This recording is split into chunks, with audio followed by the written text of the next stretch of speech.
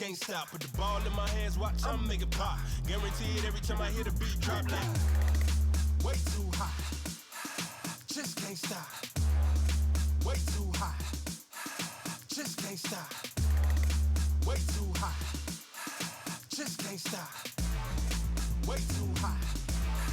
Just can't stop.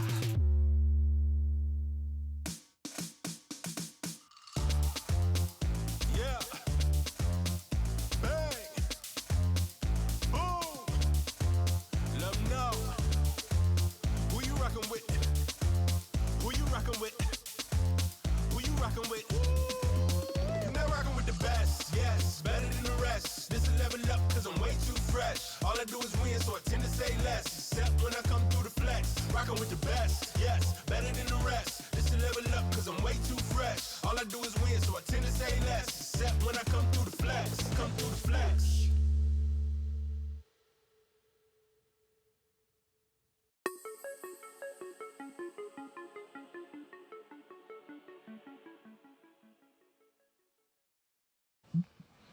Welcome back to Icons, everybody. I'm here with a victorious jungler from Team Nova, Long. Congratulations on a quick 2-0 victory. And I gotta ask, it doesn't look like Nova's skipping a beat after play-ins. So I want to go back to play-ins. What were some of the big lessons that the team took from that part of the tournament that now you're going to apply at group stage?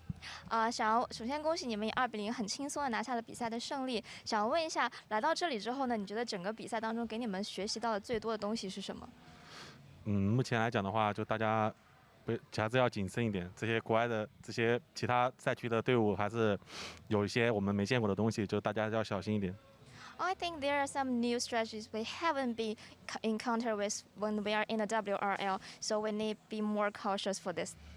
Okay, and you mentioned being in the WRL. It's arguably the strongest region here represented at Icons. I'm curious what your thoughts are about your chances of making it through, because your next opponent will be Team Flash, the #1 team from the SEA. So thoughts on the opposition? 就是下一场你们要对战的是 TF 嘛，虽然现在 WRL 是最强的战队，但是 TF 也很强势，也是他们赛区的第1名。你怎么看待下一场跟他们对决呢？下一场就我打好一点吧，争取把他们打爆吧。I'm gonna aiming at their jungler Zesu for the next round. I'm gonna kick him off maybe.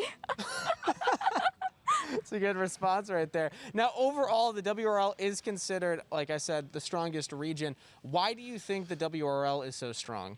刚刚也有说到 WRL 赛区是最强的赛区，你认为为什么 WRL 会这么强？我觉得就是我们这边打游戏的人比较多嘛，所以就出来的人也比较厉害，就人口优势吧。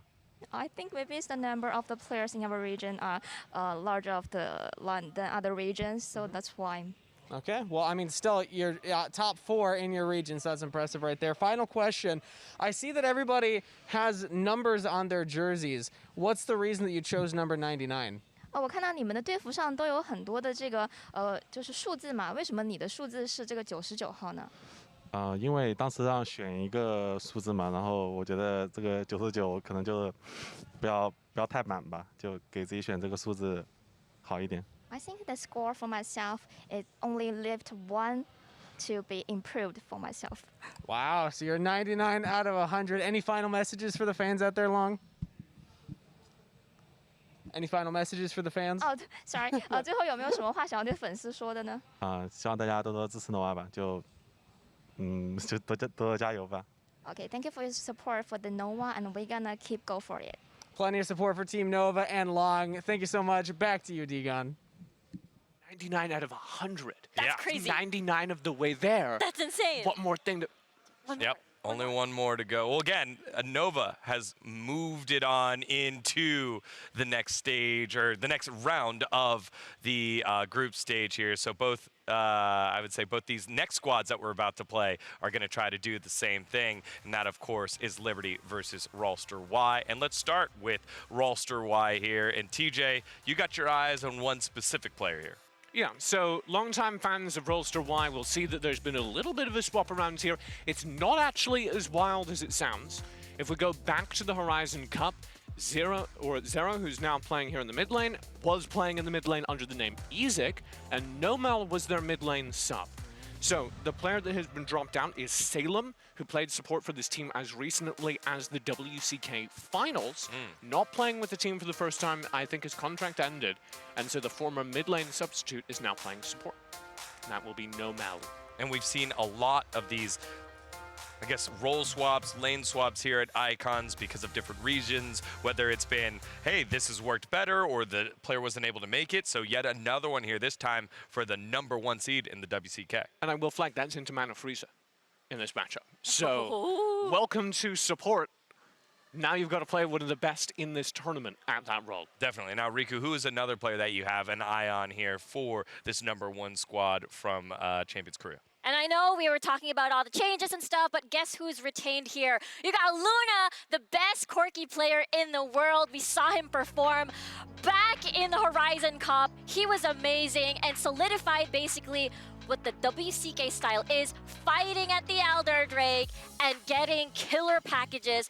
I am so excited to see Luna back at it again on the Corki because I miss his performance. He's just crazy in these team fights. He's a great Corki, so much so that we have an idea on like what it's going to look like here in this matchup if he gets his hands on it.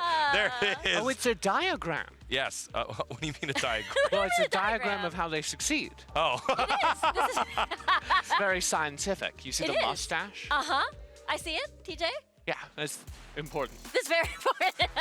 All right, thank you, TJ. I thought he was going to say something about get it. out of the I thought pit. the drawing and the we were package getting out of flying the- on through. There you see Rolster We were getting on stage. 99% of the way there, legit- but we needed to improve by one more on that bit. Yeah, I legit thought like the fire in the background is that Luna done with a package, and then that's how they win against Liberty. I thought that's... That would have been so much better. Yeah, TJ, I don't think we're in 99 there. That was like 40. All right, now on the opposite side, you see him coming out of the stage there. It's Liberty hailing from Brazil. This team took down Sentinels twice during the play-in stage, but failed to get a game off of Burium United, the squad from WCS, who's going to have to step up today for this team. And I think we alluded to it just a little bit there, Riku. Yeah, what TJ mentioned, Manu Frieze. Again, Manu Frieze is the key here to set up plays, to set up killer team fights for Liberty to win. Because again, team fight is how this is going to go down. And I think the biggest thing about Liberty is they're very good at finding those team fights on the map. Yeah. It's not just good in the fights, it's good at finding the fights, good at engineering the map state to succeed. All right, game one is set to go. So let's hand it on over to your new pair, Rafa and Stuart, for the cast. Bam! Bam! That's Bam! right. It's me and Stuart, baby. And we're bringing the bam, the firepower, everything in this new matchup. NA and EU, the band together, the bam, bam, bam. We're back. NA, XEU, back at it again. But it is going to be Rolster taking on Liberty, a #1 seed from Korea against the 3rd seed of Brazil. But, you know, we've been using a lot of the #1 seeds or like just the number power seeds to kind of describe what would be the kind of expected favoritism in the matchups and expectations of where it's going to swing. But the way that Liberty played in their respective group, I feel like, yes, they are technically the 3rd seed from Brazil, but that's almost an understatement of their current power level coming into the group stage. They've come into this tournament with firepower. You know, they come into this tournament with aggression, with confidence as well, and that's helped them go through the playing stage. You know, they beat Sentinels 2-0 to get through to the group stage. Now they're going to be playing against the #1 seed from Korea, which is going to be a very, very difficult task. And let's kind of break down some of the other power significances about Rolster. What makes them unique compared to the rest of the world? Rolster comes from WCK, a region that is known for its late game prowess. If you go back to the WCK Grand Finals, Kwangdong Freaks against Rolster Y, 4-3, a full 7-game series. A lot of the times, both the teams were handshaking kind of the early game, not making super committal plays, and it was all about, okay, who's going to win the 5v5? That is why I know that from Horizon Cup, Luna, a lot of games on the Corki, a couple pocket picks on the Misfortune, but during that Grand Finals, it was all about the Vayne. Yep. the Vayne, the hyper carry. This is what we know about Luna. Like, he loves playing the hyper carries. He can play the mages as well. He has played a few games of Ziggs, Lux here and there as well. But the Vayne is the main pick, his most played pick as well in the WCK this year. This is a pick that we have to keep our eyes on going into this series. You talk about, the late game of the WCK, but then on the other side, you've got Liberty, probably one of the most aggressive early game teams that we have here at the Icon series as well. So a big, massive clash of styles as we get into champs. Yeah, really surprising as well for Liberty, because when we were looking at Wild Tour, we were almost touting them as also another team fighting powerhouse region, infamous for some of the longest games in Wild Rift Esports history. But Liberty said, hold up now. We got Manafritze. This dude has been learning from some of the best supports around the world. He's starting to tout himself as one of the best supports in the world, if not one of the best supports from the West. And he is coming in.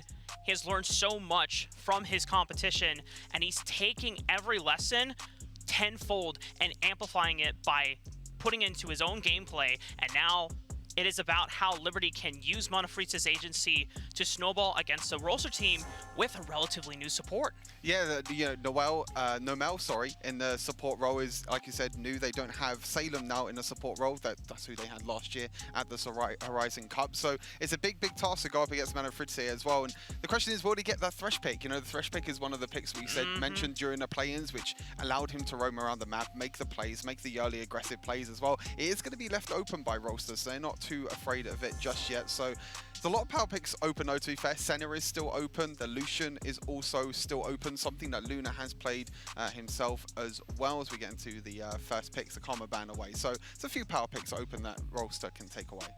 So assuming that Rolster get Nomel to play something similar to what they did in the WCK, is trying to get Nomel on an Enchanter support to pair alongside Luna. However, this Lucian first pick, yes, it can still go to 0 in the mid lane, but Luna is no stranger to the Lucian, and you can still pair a powerful Enchanter pick so that it becomes a hyper carry, very much similar to the way that BDG and T1 play their Lucian games. Yeah, the Lucian army, the classic combo in the bot lane. I think that's the big combo that you have to look at on the side of Rolster. You can also play it with the Lulu as well, has been picked up as well. That is another option. But for the side of Liberty, they get 2 comfort picks. They get Freaks on the Camille. He played it twice in the game against Sentinels as well, where they won 2-0 to get through to group stage. And then Kinzin on the Wukong pick. We kind of spoke about it a little bit, off camera, off stream, where it's like Kinzin is like Wukong and Xinjiao. That's 2 of his main picks, yes, the aggressive picks that he loves to go forward. He loves to play aggressive. But on the other side, Do's just like, okay, you got a Wukong, we're going to counter that. And there's an army that we spoke about. You called it. And this is, if you're a WCK fan, I think this is good news for Rolster, because it shows that they are adapting to what has happened throughout the play-in stage. If you play a late game scaling meta, it is very difficult to pull off. Yes, we have seen teams that have been able to make it work, that they endured the early game, but it's a tough task. And this, going aggressive in the early game, it means that they are respecting Liberty, but that Thresh coming in, I know you're excited. Yeah, that's the big one for Manafritze in the support role, the Thresh. We saw what he did before. It's been banned away from him as well numerous times in the play-ins, but now he gets himself on. And this is all comfort for Liberty. I think Liberty will be happy with this draft so far. Yes. They've given over the Lucian Nami, which is a pretty scary combo. But on the side, Liberty is like, okay, we have our comfort picks. We know how to play this style. We know how to play these champions. They're coming up against the number 1 seed from Korea. You have to remember as well that Korea at the moment is not look maybe up to their best at the moment. I mean, we haven't seen Rolster yet. This is their first time. But if you talk about maybe T1 and Kwangdong Freeze, obviously Kwangdong Freeze didn't even make it through the playing stage. And also T1 as well are definitely struggling. So we'll have to see if Rolster are a step above them two. Yeah, I mean, even arguable to the fact that because Salem could not be here and Nomel is stepping in, you're having a different support dynamic. Nomel originally a mid laner, so he's not a support by trade. Yep. And the fact that Salem was one of the oldest, if not the most experienced member on the Rolster roster last year. Had he remained with the team, this would have been a returning original squad from Horizon Cup. And without that experience, who steps up on this Rolster roster? I imagine that Doe is taking the reins a bit, especially with an aggressive champion like Lee Sin. You need to have that agency. The Ashe pick as well. Brazil love the Ashe. Brazil is a region that just loves this Ashe pick. You know, we said that, you know, NA is kind of the region that maybe started off the tradition all with the way Ashe, back you know, in all year the way back, zero, yeah, all the way back in season 0 with Dienzio Classics. Shout out to Dienzio with the Ashe pick. But now Brazil are starting to pick up as well, and I think Ashe is a great pick. We saw it, even played it earlier today as well, Coty in the mid lane. Yeah, Team Flat. I mean, I never thought that I was going to see an Ashe mid of all things, but you know what? Go off, and they made it work. And it just legendary. And I can't wait to see, obviously, more games from Team Flash. But Rolster starting to round out the composition, still looking for a mid lane unless they flex that Lucian to 0 instead. We talk about comfort on the side of Liberty. Rolster also have comfort picks as well. You know, Rattel on the Garen, his most played pick this year. The same with Doe on the Lee Sin as well. So there's a lot of comfort picks coming through right now for Rattel. And the Orianna mid lane is an interesting one as well. More of a control mage in the mid lane, which is something we haven't really seen too much. Or it could still be Lucian mid lane as well. They do still have that flexibility if they do want that. You know, Luna's no stranger to AP carries in the Dragon lane. I don't think Orianna's something that he has played as much during his time in the WCK. It's mostly been a Lux for him if they wanted to go for some magic damage, maybe a Ziggs. Ooh. Wow, Kona! Okay. He did play it once. He has played it once before. He played it in the first series against Sentinels where they did win 2-1 as well. It was in the last game where he brought out the mid lane Veigar. And honestly, it's not that bad. You have a lot of champions that want to dive in. You have the Garen, the Lee Sin. You also have the Lucian that has very short range as well. So Kona on this Veigar with the cages obviously got changed and buffed quite recently. It's going to be a big, big pick. And honestly, Liberty have a really, really nice draft. And a lot of the times when Veigar is picked in, you know, some of the earlier games of the pro season across the world, there wasn't necessarily good combos with it. But when you think about what this is paired with, you throw it on a cage, and even if the rest of Rolster play well around it by not touching the walls of the event horizon, you send a Wukong in there, and that's a guaranteed 5-man knockup, or a 5-man flash play if Manafritza goes in for it. And the fact that you can start off with an event horizon cage, or you look for an Ashe Arrow as well, it's Brazil and Liberty, once again, pairing a lot of pick tools to see if they can snowball, get that gold lead, and accelerate to the point where Rolster Y are like, guys, we're falling behind in gold. Yeah. How do we fight against these guys? I think every one of the champions on the side of Liberty have a way to lock down Rolster Y's comp. You know, the Camille with the ultimate. You have the Wukong with the ultimate as well for the knock-up. The Veigar, the Ashe, and also the Thresh. This is all about engaging. This is all about trying to get Liberty ahead against Rolster. And to be honest, they have a good chance as well. But this bot lane, you know, Luna is going to be on that Lucian, and it is going to be Nomel in the bot lane as well. So very aggressive bot lane. Yeah, that's the big caveat for Rolster. And honestly, something I wasn't expecting to see right from the get-go in Game 1. I was thinking that Rolster might try to see if their late-game scaling comfort picks would work here. But, you know, clearly they have done their homework, they've seen what has been happening in the play-in stage, maybe from scrims as well, and they're saying, you know what, let's be aggressive. Let's get that Lee Sin, let's combo with the Lucian and the Nami, get that wave pushing, you have the double range lane as well, and with currently Doe on the bottom side of the map, he's already done Krugs. If he wants to full clear this jungle and then swing through and look for a dive onto Liberty while Boss is by himself, because more than likely, Manafritza, he's going to be roaming to the top side. Yeah, that's what he's doing at the moment. He's already roaming. He's already trying to go around trying to get some vision. But talk about the late game a little bit for Rolster. You know, Luna has actually decided to go for Conqueror instead of Kraken Slayer. This is kind of a debate at the moment with Lucian. It's like, do you want the Kraken Slayer, which does really, really well in the early laning phases? You get a lot of true damage, you get a lot of burst damage in the laning phase, but it does fall off when it comes to the mid and late game. Conqueror is all about the mid and the late gamers. As I say that, we talked about Doe, you just talked about the bot side, and they're going to be putting in the pressure already. Boss and Manafritza making sure that they distance themselves away from the potential lethality of the Lee Sin. You also have Kona rotating in, but it's all just to make sure that Boss and Manafritza don't get punished too hard under the tower in the early laning phase.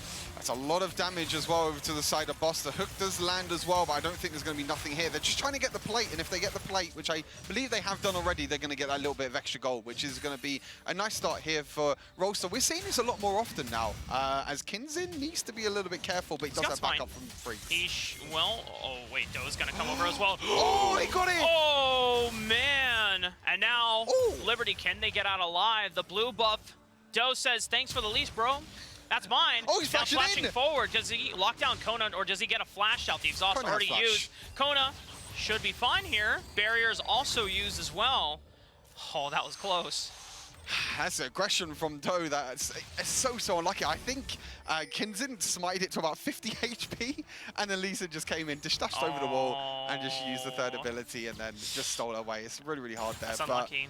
This is the aggression, though, from Kinzin. You know, this is what he's done. He loves the invades. He loves playing aggressive, and it's no difference here as well, Right. you know, especially against Doe, the #1 seed. And you saw that it was trying to punish the fact that Doe was on the other side of the map, but they rotated so fast. Oh, here comes the arrow. Boss looking mid lane. Zero. Oh, but he flashes it, but Monofritza is still there to punish, and right into the event horizon. First blood for Liberty. Liberty Brazil come up huge with the first blood, and even though the Ash arrow doesn't land, it's still the follow-up afterwards as well. It's as soon as you see that arrow, you know you have to react, you know you have to do something, and that means that Monofritza and Kinzin could go there as well. But now they want to punish the fact that Boss is all by himself. Force the flash over the wall. Tidal wave comes through. Bubble lands onto Monofritza, gets a knock-up down. Monofritza still has flash, gets out over the wall safely. It is 2 Summoners Burn, both on the duo laners.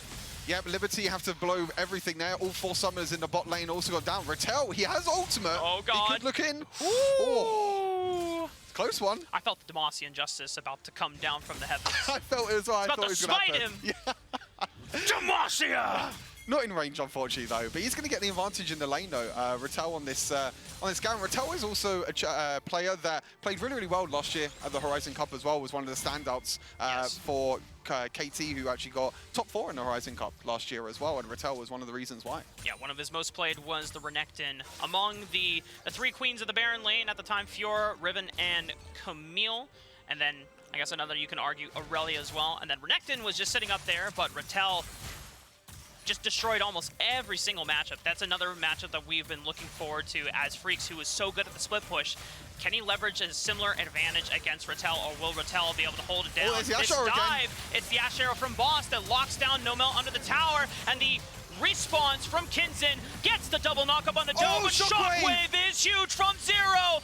Boss is so low, but he doesn't go down. He's able to get out alive, and now Kona here with the counter engage.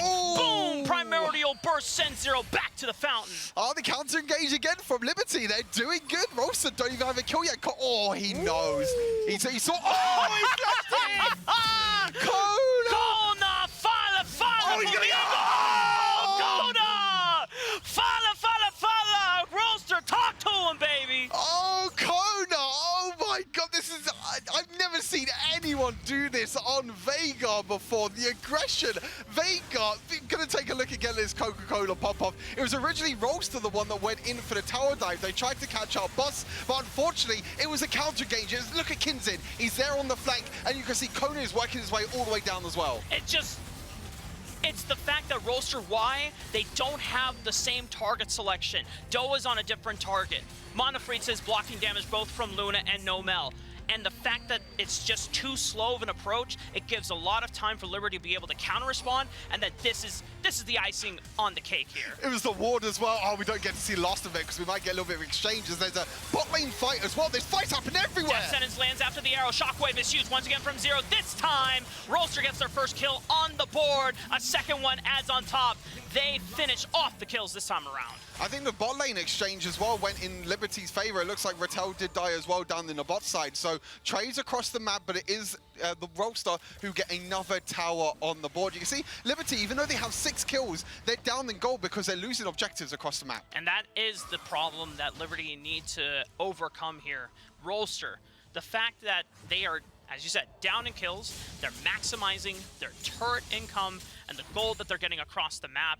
You even look at, I imagine, the farm. It also comes from the fact that Luna and Nomel received so much pressure from Doe, putting Boss and Monofritza behind. Yes, this Ashe is going to be more of a utility pick, but it does allow Luna to be such a force to be reckoned with. So, the main carry as well, really, for Rolster at the moment. You're about 1,000 gold as the Ash Arrow comes in, and he's Damn! That's it. He's gone.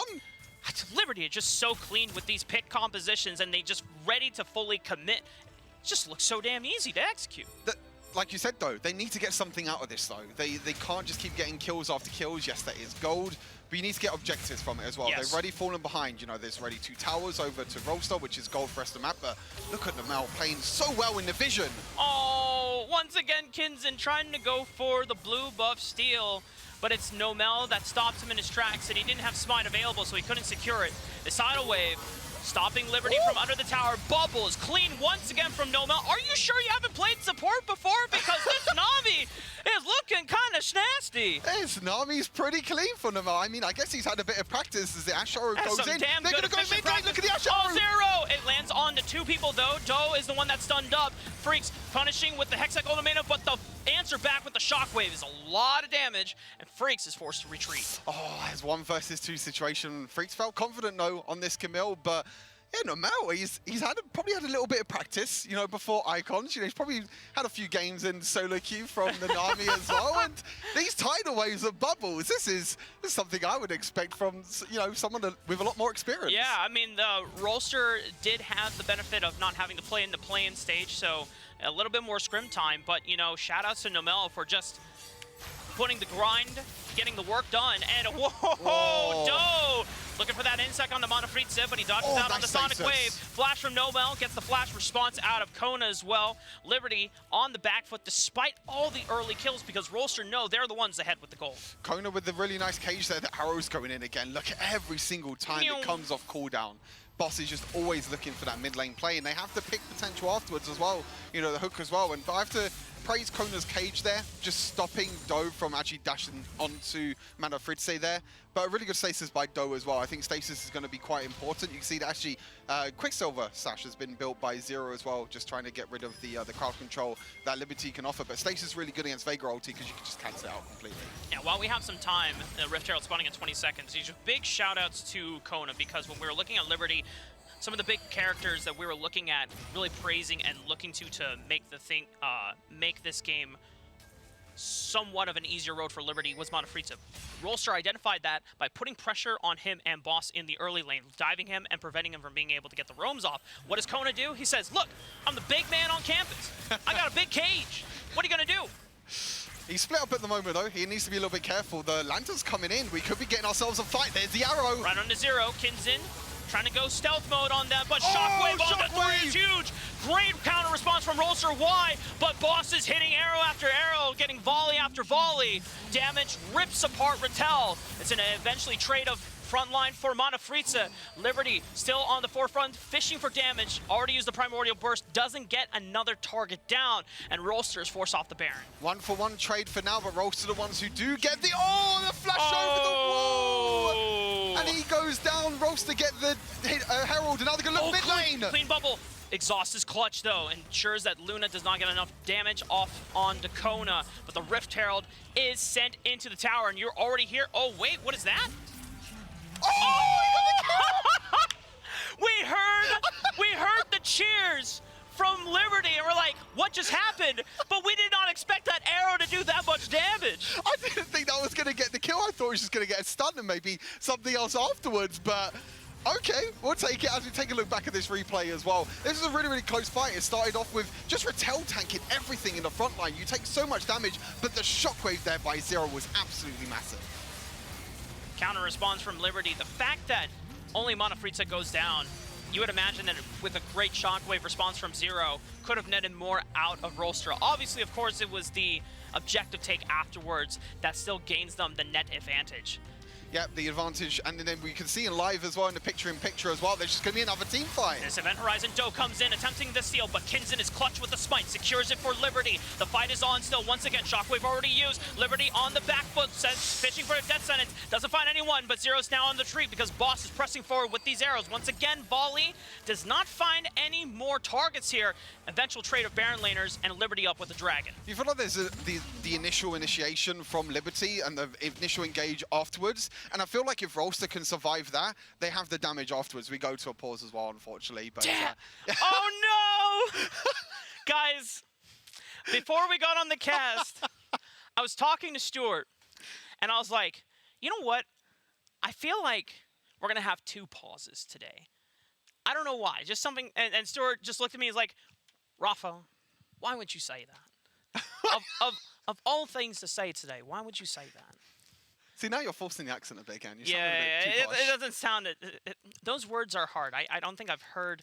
Can I hear you say it? I need to get some practice in. Now you put me on the spot. now you put me on the Stuart's spot. like, okay, how British do I sound? Exactly. Now you put me on the spot. Now Point I'm it- thinking, am I actually British? Yeah. Is my life a lie? Point is, I may have cursed us, chat. Yeah, jinxed it. Jinxed it a little bit. So my bad. Hopefully we will resume the tech pause ASAP. But until then, we get to take a moment to take stock of the current situation in the game state. Obviously, Liberty once again up 2 dragons here.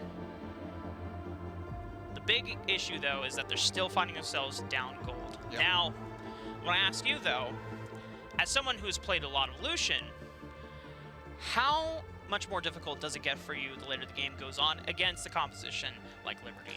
I think it's just the low range that Lucian has. You have to sometimes dash forward, and we've seen BDG do it before as well. Dashing forward, maybe playing a little bit too aggressive at times, and sometimes you will fall into that trap with Lucian where you have to dash forward because you feel like you're the one that does the main damage for the team. But for Rolster, they have the Orianna as well. They have the back lane poke for the Orianna. They have the back line damage from the Orianna at the same time.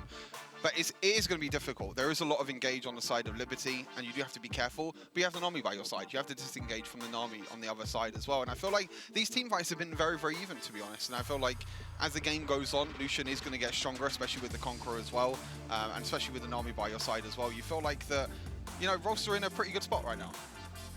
And Rolster are going to keep sticking to their guns here. And while we got some downtime, we actually got some sound bites of Kinzen, I believe, either during the game or right before coming up to this match. And Kinzen got some Pô, primeiramente, obrigado. E eu tô com um sentimento muito de gratidão. Tô muito feliz de ter passado aí pro Group Stage, né? Tô muito gratificado. Tô um sentimento muito de gratidão por ter chegado até aqui, aonde eu cheguei. E aí, só avançando mais, agora estamos no Group Stage.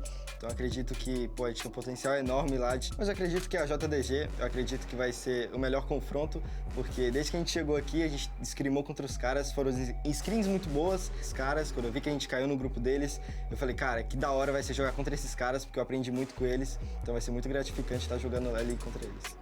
Representar a minha região no Group Stage do Icons, eu acredito... Eu não tenho palavras para explicar, só digo que eu tô muito feliz e muito grato por meu time, a gente ter chegado onde a gente chegou, por tantas coisas que a gente passou, e mais feliz ainda por estar representando o Brasil e por ser o Brasil, esse país lindo, bonito e alegre, que eu tenho o maior... Sou grato demais de estar representando esse país e só tem isso a dizer.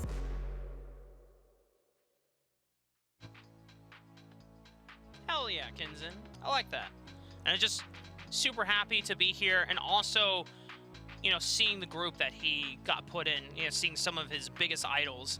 Now he gets a chance to prove himself alongside the rest of Liberty to see if they can stand up to some of the biggest names in Wild Rift Esports. And Brazil is a region that have definitely stepped up to the plate, 2 teams that have come into group stage as well. Most of any other Western region, coming into it, NA only has 1, LATAM only has 1, EU only has 1, and Brazil have 2 coming into the group stage. True. So at the moment, Brazil are the ones that are stepping up, and especially Liberty as well. I love Liberty's playstyle. I love how aggressive that they can play.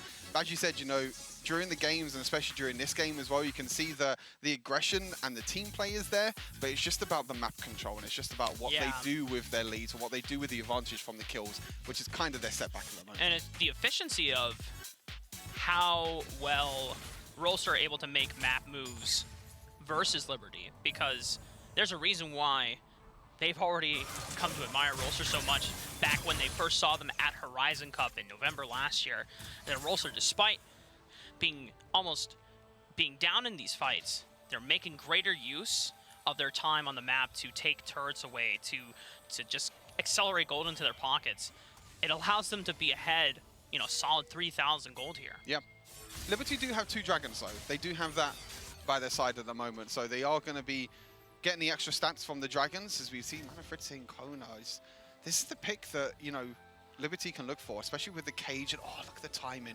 As soon as they walk away, Doe walks in. I just feel like it's one of them timings where you just think to yourself, like, damn, if only I waited them a little few seconds more. If only. Imagine. Now, would that have been worse for Doe, or would it have been worse for Liberty? Because he had 2 members on the other side of the map, or other side of that wall. I guess it depends if he knew they were in there before they engaged, because he could have kicked them over the wall and then it could have been a situation where it's actually Kona that's in trouble. Boom. Or anyone else. There's the Asher. Speaking of arrow, boom! And pop goes the Garen. Shockwave as a response, but it's not enough to threaten Liberty. It just makes sure that they can no longer continue the trade. Boss is able to get a turret on the other side of the map, but we've got Baron up on the table. I don't imagine Rolster would be bold enough to start it. No way.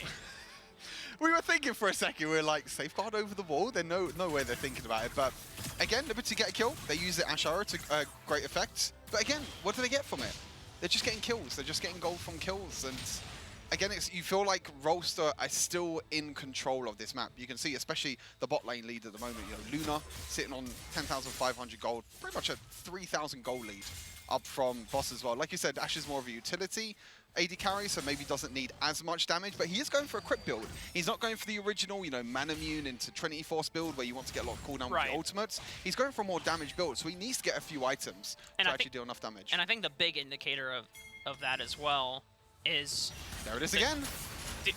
We always see this. And whoa, freeze from over the wall. Hextech Ultimatum connects. Shockwave is dodged out as well. And Liberty don't get the killing blow, but that is 2 summoners down on the mid laner. There's the aggression again. Asharo's down, the ultimate from Camille is down, and now Rolster could be the ones that be aggressive. You know, even though Zero is not going to have the flash or the ghost, doesn't have Shockwave, but that's Asharo down, that's Camille ulti down, and now Rolster the ones that can take control of the map. It's still quite a while before the next dragon of the game spawns, which will be that Elder Ocean. That is the big objective now for both of these teams. Rolster, despite losing out on the first 2 dragons, if they secure that one, all of the early game objectives that Liberty secured, it's written off. That power boost is so damning. Yeah, it's just completely gone. You know, the Elder Dragon's the one that's going to be able to help Rolster control the game even more. You can see the gold there very, very briefly. It's actually Kona the one that has the most gold in the game right now on this Veigar. The Veigar's going to be keep on stacking as well as this game goes on and on. Every time you get minions with your abilities, every time you get kills with your abilities, you're going to keep gaining a stack of ability power, and that just keeps going up and up and up. And you can see by the defensive boots upgrades on the side of Rolster, you know, the stasis, the QSS, you can see that they are really, really scared of Kona. I mean, Veigar for Kona is definitely scary at this point, but I think Luna is also equally as scary. Yeah. He's got triple crit items, Infinity Edge as well. And while against something like maybe Freaks or Kinzin is not going to put out as much damage, he will blow up Squishy. Redemption, great from Rolster. Spots him out. Liberty. They're still doing it. Oh, no way. No way. You still got 6,000 HP. That's a lot to burn through. Okay, Liberty are able to somewhat bait Rolster forward, but they use their Enchanted Crystal Arrow. Doesn't connect, doesn't get that pick that they were looking for. Now they're on the back foot. They have to reset 20 seconds, Dragon. Yeah, they took a lot of damage as well from that. Like you said, you have to reset, you have to go back to Dragon. The problem is now is that Rolster are the ones that can actually get vision control around the bot side of the map, and that's exactly what they're going to do. They're going to be able to prepare, they're going to be able to get vision control. And now Liberty, they have to walk in blind. They have no vision at all of this Dragon. They have no idea where anyone from Rolster is right now. Could this be a punish that is too much for Liberty to overcome? It's still 11,000 HP on the Dragon. Rolster positioned forward on the right side. Freaks is ready to push them and force them into the split push once again. 6,000 HP on the Dragon. Liberty are looking to stall this fight out as long as they can. Freaks does not want to commit to the Dragon. They're just trying to buy time, and he will look for the split push victory. Oh, shoot! Kinzin and Kona, the last ones in this fight alongside him. Kinzin goes down, the other Dragon, it was secured by Rolster, and Freaks, doesn't he have enough time to get the inhibitor tower at the least? There's no way he gets the chance to end the game here. What? Kinzin stole the Dragon! I didn't even see that! Liberty! That's huge! They killed the Lee Sin, and Kinzin got the older Dragon. Now all they have to do, as long as they don't lose inhibitor, Freaks got the inhibitor in top lane. Yeah. Rolster, they're going to try and end it right now. 20-second death timers. Yeah, Rolster have to counteract this push. This is the only way. Otherwise, they'll lose an ensuing fate. Freaks trying to hold it as long as he can. Gets the tactical shield. Oh, Nomel's down. It's only 3 members. Freaks, you're going to have to be a hero. 3 more seconds on the Mana Fritza. Freaks to clear the wave. Clears the wave. He's doing it. Jason. He manages it. Sound for Jungle. The arrow from Boss hits Rolster right in the heart. And Liberty continues to surprise national The stage. third seed from Brazil does it again. They steal the Elder Dragon. They get the top lane inhibitor, and now they're the ones that are going to try and finish this game. Or, okay, maybe I'm getting a bit too ahead of myself. They're just going to get the mid lane inhibitor for now. They couldn't even go for the Baron. I mean, I'm willing to believe it. Liberty, suddenly this game is all theirs. They're taking so many turrets off the back end of this push. 20 seconds left on the rest of Rolster Y. It is Doe and Nomel. A teleport is coming in from Freaks. Now it is their turn. 5-man strong, pushing into the Nexus, focusing it down. That's a 4-man kick from Doe, but is it enough? Liberty, they do it! Oh my goodness! That was awesome! Oh my God, Liberty, they do it again against the #1 seed from Korea. Look at them. They're loving it. They're absolutely loving it. It was all about the Elder Dragon fight, and I really want to watch that back again just to break down exactly what happened, because it was Freaks in the Baron lane that was split pushing on, and he got the inhibitor, and then Kingston steals the Elder Dragon. The Veigar pick one-shot the Lee Sin. And Liberty, look at them. They've done it again. They know. Look, they haven't won the series just yet. The confidence, the charisma, and the absolute pop-off flair that they give in the post-game. I mean, for you to pull off a play like that, that fight was so chaotic as well.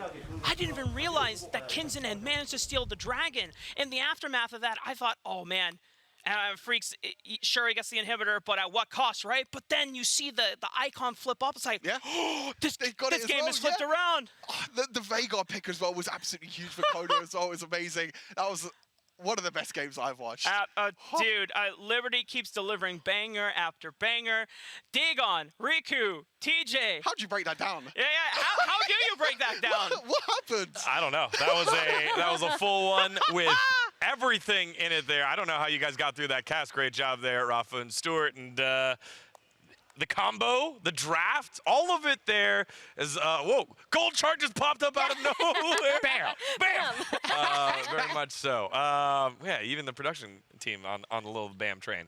Let's start with you, Riku. What jumped out at you in that last game, almost upset there by Liberty, who won, I think, with less gold than RY in that? Yeah, there's so many things to talk about, right? Like, the first off, WCK, of course, it came up until the Elder Drake fight. Whoever wins the Elder Drake fight is going to win. But for me, the standout pick is definitely Kona's Veigar. Oh my word, getting a triple kill. And you don't usually see that. You don't usually see solo kills being done by a Veigar, because usually if you use your ult, that's it. But what he did after the ult, he flashed in, get the AoE down, and just killed everyone from RY. And I swear that was an amazing game. There's so many things to talk about. I'm sure TJ wants to say a lot of things too. Yeah. No, I think Rolster, like, first of all, we see some genuine nerves from Rolster. And I think it's important in contrast to Liberty, who not afraid at all. No nerves. Yeah. None. You see that Veigar just walking up. He sees two people there, and he says, I take that fight any day of the week, and wins it. And then you see just genuine nerves on Rolster. The composition works very simply. You have the Shockwave, and you have the Nami tidal wave. Yes. And the theory is 0 hits his Shockwave, and then the Nami wave follows it up, and you have an instant kill, or at least people very low CC'd, you can follow up with anything. And they run that bread and butter pretty much the entire game, and it wins them their major team fights. When they get those 5v5s, they come out on top. And then for some reason, as they have the winning wave and a massive advantage to end the game, they completely forget it. They completely forget their order of engage, and they start walking under the turret. Nami, I think, flashed forward to get hit by that execute from the turret.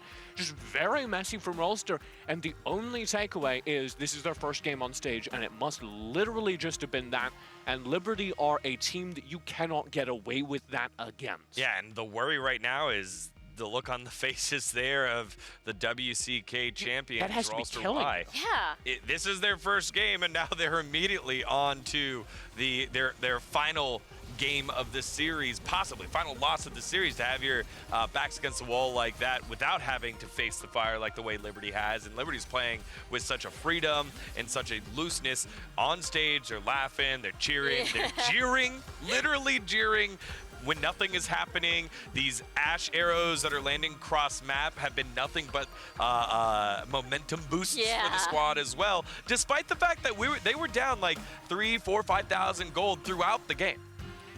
But this is the kind of composition that, oh, there we are. This is We are the just kind of so composition that you just can't count out because it's full CC. I love the Right? audio. Wait, you hear the audio of Like, TJ there, right? That's Waluigi. It's full CC. It's all about landing the arrows and getting the follow-up. And this is the second composition we've seen today that functions There it like is. this, where if you land an Ash arrow, this is the one team fight that went super bad, even though they landed the Ash arrow. It's a bad call to highlight that one, Riku. But we've seen twice today where you land the Ash arrow and can execute on it. This is what makes the character so strong. This is why I expect her to come into the AD carry pool, because she offers something none of the other picks do, and that is pure team fight starting engage. Yeah, it's like basically a Varus, but at the same time, you just do a lot of cross-map plays. And one other combo that they do is landing the big Veigar cage in these team fights, and then Manofritze just reels them in to make sure that they're stunned, and everything else just follows suit. Yeah, and in the Elder Dragon fight, again, we've seen it multiple times here throughout Icons. A lot of messy smites here. You have the opportunity to close it out. That smite dropping it down to 72 health, and then it ticked down to 52 health, and then I think 4 health before someone finally killed it off. I need to know what they were hitting, because we could hear them just destroying. It's the desk. It's the desk. Okay. Slapping the desk. Very strong desks here at Icon because those desks killing it. throughout, the desk was making a lot of noise reverberating around where we're at right now. Desk built Warmox. Yeah. As we saw the finish here, we weren't sure if the Rolster Y were going to be able to buy enough time, but Liberty on the march able to get the victory and the upset victory at that. It's crazy, right? Because remember, Kinzen was able to steal that Elder Drake at the end and therefore had a lot of firepower, strong-arming their way towards the base of RY. And I want to highlight the difference in the two base defenses, because if anything, Liberty base defense is harder.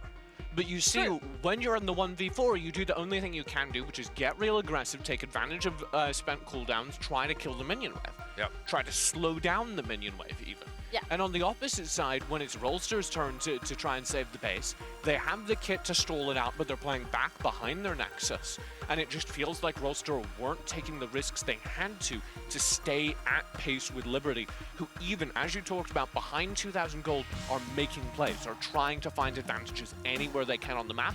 And if you keep rolling dice, eventually they're going to come up with good odds. And I feel like, that base defense, the difference is that, it was a 1v5 with Freaks, right? Yeah, man. It was so crazy how he was able to defend, buy time for the rest of his team to come back online and basically clean slate. Again, it was a very step-by-step process, and a part of that is Freaks as well, split pushing constantly, and therefore RY kept trying to catch up, trying to push the wave whenever Freaks would do that as well. Yeah, I love the fact that in the moment of the Elder Dragon, it was a very clear call. As Freaks, you stay there, no TP down. Yep. We will 4v5, no matter what the outcome will be. This is how we're going to play out what Rolster Y is planning. It was very decisive. And that's been a theme throughout the entire showing of Liberty at this event. Yes, they're good in team fights. Yes, they're fun to watch on stage. But also, this is a very smart team. This is a team that is always making the correct calls on the map to threaten the side lanes and trade them progressively for objectives. Make sure that, okay, we might lose this team fight, but we're going to get so much more on the map. If you compare their play to something like Team Flash, like the WRL teams, it's much more comparable to that than what the WCK teams have been bringing. This very slow-paced, frankly, outdated style that we've seen from the WCK so far. Yeah, well, if, we get another game like that, it'll continue to produce highlights like this. Oh, Here's yeah. a look at us watching this game, unbelievably finishing this one. Listen to TJ. Yeah! I didn't realize I did a little twirl. Hey, sis! He's alive! He's back! He's alive! Yes! Yes! Dude, they just punched a hole in the wall. What are they hitting? I want to know too.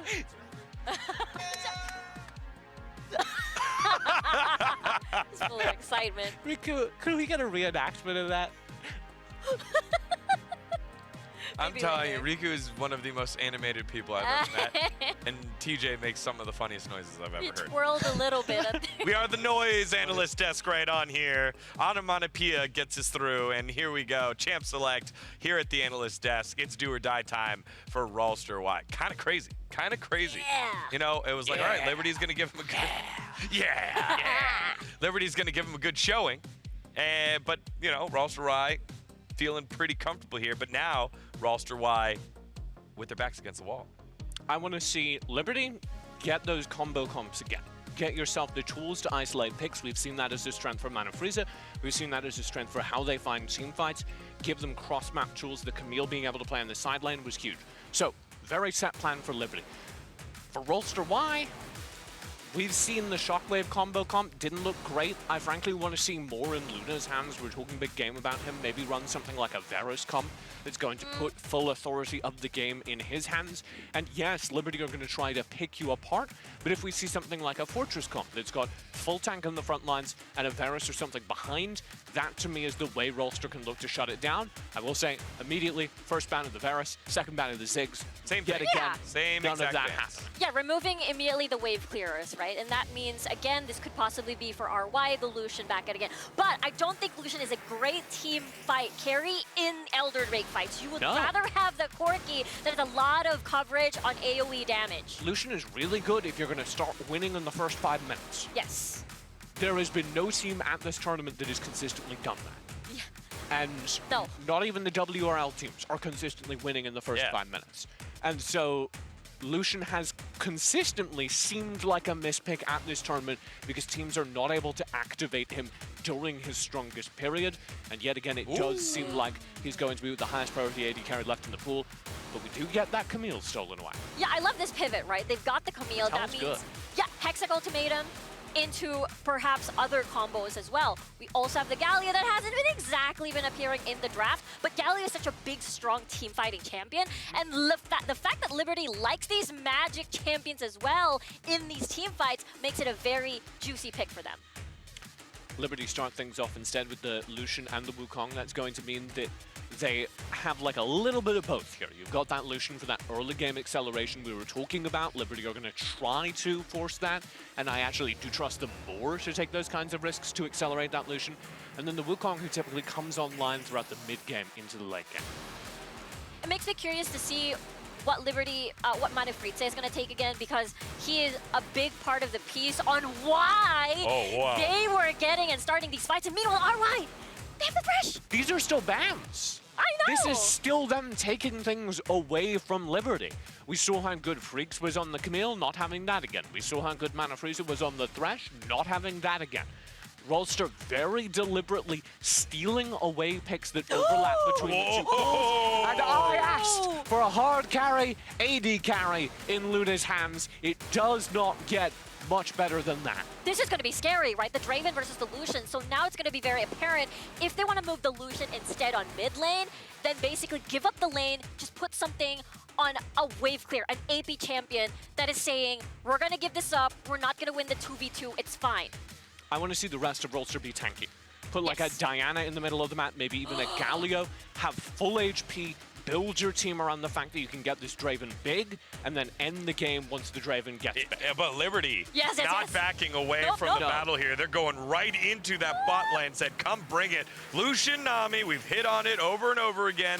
The hyper-aggressive, early laning phase type duo against Draven Thresh, who it's a snowball champ. Get him that kill after he gets the stacks and all of a sudden becomes the strongest champion on the Rift. This is going to be crazy, right? The big 2v2, just as you mentioned, this is them not backing down. This is them going to take that 2v2. But the biggest question is, of course, the junglers are going to be involved. You've got the Camille potentially in the jungle that's going to visit. Easy lockdown for the Hextech Ultimatum. And meanwhile, if that's going to be a Wukong jungle for Kinzin, again, who had a phenomenal performance earlier, this is going to be a big 3v3 at the bottom lane for sure. This entire game so far rests on the bottom side of the map. The rest of Rolster's roster does need to support it, though. Yes. And this is where sometimes Rolster got into trouble regionally. We saw them picking things like an Ari with this composition, which is a good champion, but you really do just need protection for this Draven. Draven's weaknesses, the reason he doesn't see a lot of play, very slow moving, can't get out of trouble. is going to be pretty easy to chase down. You need things like Galio and Diana that have that AoE lockdown that can stop assassins like the Wukong from getting past your front line and securing those kills. Did a good job with that one, TJ, the Rolster roster. I was looking for a way to get the Rattel's pick on the Rolster roster, but I couldn't find it in time. That's okay. That's okay, TJ. We're getting better. We're scaling here on the desk as we're waiting for the second half of the draft phase. We've done our second phase band phase here. For me, the question would be, Diana, wow. Okay. Taken away. That's crazy. Okay, I'm going to touch upon first the fact that what will Freaks pick? Because again, Rattel is such an amazing split pusher as well. And I feel like that will come into play once the 50-minute mark and beyond. Going back to the Diana though, I like this, TJ has mentioned, taking that away, that Hexic Ultimatum into the Moonfall is such a big combo, but Liberty also has their own. Cyclone Moonfall is very deadly, and again, I feel like Black Shield is needed here. I feel like that is also fine, the Ninja. Camille in the jungle, it's going to be Shen on the top side in Rattel's hands, giving them yet more of those defensive tools. I was asking for Galio here. I really desperately want Galio. Because even with Shen, there are not enough tools to stop full dive. This last pick from Liberty should be another assassin based on the composition they've drafted so far, probably up in that top lane, especially now that you see a Shen. Yeah. So this needs to be a Galio or something similarly tanky. It is not that at all, TJ. Lux does have the lockdown, so this is a similar theory, being able to AoE lock down the divers. This is also great because they need wave clear very badly. This is a very poor wave clear come from RY, but the Lux fixes that problem. Now Liberty at the same time, they also let... Fancy shoes. The shoes are so pretty. She's so pretty. Lux is so pretty. All right, she almost twirls her baton as well as you twirl your earlier. Thank you. You're welcome. There's the Morgana. The dark and light binding. I love this so much because wave clear is going to be something that they truly need. And if you want to play aggressive, that's the Black Shield coming in. Yeah, Black Shield immediately denies so much of the CC engage that Rolster builds up. The first proc of that fight is going to be very difficult. Rolster also, I highlighted it as a weakness. They like to draft fewer tanks than I think are necessary for a composition like this. It is all going to be down to Nomel and Rattel to keep their AD carry Luna safe in these fights, and Luna is going to be 100% of their game plan in these fights. All right, here we go. Rolster Y with their backs against the wall here in the first round of the group stage. Will they be able to battle back for game 3? Let's find out with Rafa and Stuart. Now, Dagon, TJ, and Riku, we're going to have to wait until we load onto the draft, but Stuart pointed out something to me. If the champion alignment is correct, we are seeing Freaks pilot that Lucian in the Baron lane against the Shen. Liberty, they don't care. They're playing with fire. They don't care. They've come into this second game against Rolster with complete confidence. The Lucian pick, the Lucian pick, the Morgana pick as well, the last pick, the Flex pick as well. Yes. The Diana in the mid lane as well for Kona. And this draft was all about Rolster just taking away picks away from Liberty. But Liberty are just like, we got more picks up our sleeve, baby. Yeah, and Liberty took some of the picks that Rolster were like, we're done with this. You know, we're not playing these champions anymore. Liberty's like, are you sure you don't want to play with them anymore? We'll take them off your hands. And so there it is.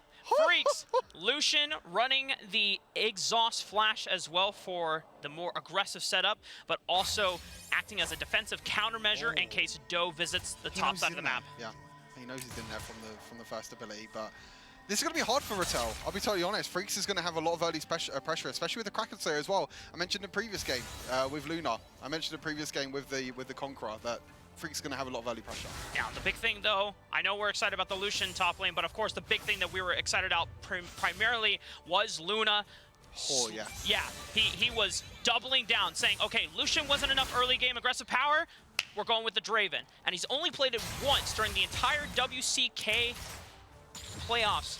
So for Luna to now, on the brink of being sent into lower bracket, say, let's go all in, baby. And they're already, between him and Nomel, getting a flash out of Mana Fritze. And we talk about this Lucian Nami bot lane being super aggressive. This is even more aggressive. This is Draven Thresh. If you land one hook, that one auto attack that Draven can land, that Luna can land, is super scary. Hawkins has got to be careful here. Doe coming in with the counter gank, flashing forward. He's alive, but Kona comes in. Oh my goodness, Kona! Luna saves his jungler and forces Zero to flash away. Liberty again, they're doing it again. It's like game one all over again. They don't need this crazy pick comp. They could just win out the skirmishes. They could win out the 2v2 trades. And you go back to what TJ was saying on the desk. I'm starting to believe it. I genuinely think that Rolster Y is starting to show nerves. This is not something that we were expecting out of the #1 Korea seed, but Liberty, because they're coming in from the play-in stage, full confidence, full emotional momentum, they have nothing to lose. They continue going upwards. Rolsters are the ones with the expectations. They're the ones with the pressure on the back of their heads, and I think it's getting to them. Like you said, you know, the confidence, the comfortability now of playing on stage. They've already had so many games on stage through the play-ins. They beat Sentinels before as well, so they have the confidence, they have everything behind their back. For Rolster, this is their first time on stage. This is the first time they're going to be playing, even though they have played the Horizon Cup before. This is something completely different. We kind of compare the, the Horizon Cups to Icons. We can see that every single team has stepped up since last year, and that's the big thing coming into Icons. And Rolster Y is struggling to keep up now. And they showed an exemplary demonstration of what it was to still be up ahead in gold, ahead in towers, despite being down in kills. They don't lose their heads right now. You still have Luna. You have this Draven pick who has already gone to flash advantage out in the bottom lane, and it's currently putting a lot of pressure. No way, he actually kills him, right? Kona going solo him? Almost. This is what I mean, though. This is what I mean about the confidence and the aggression. Kona just goes in. He has the confidence. He knows that he can try and 1v1 Zero as well. And at the moment, the flash! Beautiful! Nomel, dead sentence into the flash! The bubble from Monofritz still goes down. Luna's cashing in, and that is the surgence that Rolster Y need in this series. Money in the bank for Luna. He loves it. He loves it, baby. That's a lot of gold in the hands of Luna. You can see all he needs is 1 kill. He's 1,000 gold ahead. That's what you need to do with Draven. Early advantage, early kills, early gold in the back pocket, because at times Draven can be hard to play when it comes to mid and late game. But if you can get the early advantage, Nomel, are you sure this guy's a mid lane main? Are you sure? This guy is absolutely Dude, Nomel coming in as a clutch support so far. We saw quite an amazing amount of bubbles in the last game, despite it being a loss for Rolster, and he has paired well beautifully with Luna. They have this advantage. He's going again. They're pressuring him off the turret. Yeah, this is the problem now. We were thinking, during draft we were talking about, we was like, okay, Lucian Nami against Draven Thresh, there's going to be a lot of fights in bot lane. But now they put the Morgana in the bot lane.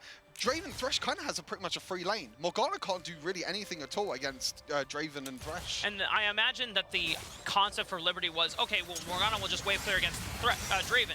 He doesn't have that much wave clear by itself. But if he is this strong early on, you can't clear the wave fast enough before he starts taking a chunk off of your HP, whittling you down, and slowly he can get to the point where he can threaten to kill you under the tower. And you can see Kinzin is the one that has to go down to his bot lane, but there's nothing he can do. And Rattel, he's winning the 1v1 trades against Freaks as well. He's even going to try and kill him. Splash. Oh, but it's Freaks! We talked about one of the...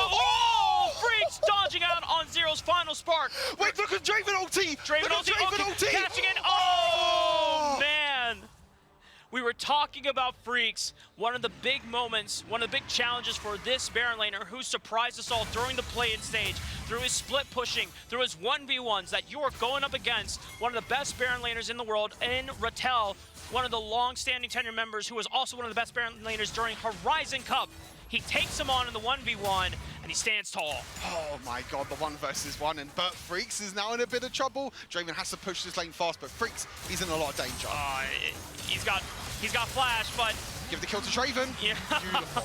Huge for Money Rolster. in the bank, money in the bank. And Luna is just cashing in. He is now 5,800. He almost 6,000 because he benefits off of the tower as well. Liberty played abnormally in game 1, but now you have a big challenge here, and Luna, this is the guy that will try and put Rolster back on the map, back in this series. A two-man dive under the tower against Rattel, holding his ground. The turret aggro almost goes awry. Rattel manages to survive. And Rattel nearly wins the 1 versus 2 as well, because the Sunfire was stacking. It was stacking a lot of damage as well. Kinzin had to flash away, and also Kona also had to, he didn't use his flash, but he had to move away as well. And Luna and Rolster, they've said, okay, game number 1 wasn't too great. Game number 1 was a little bit of a That was a bad turn of events for Rolster, but now in the second game you can see they lost the Elder Flip.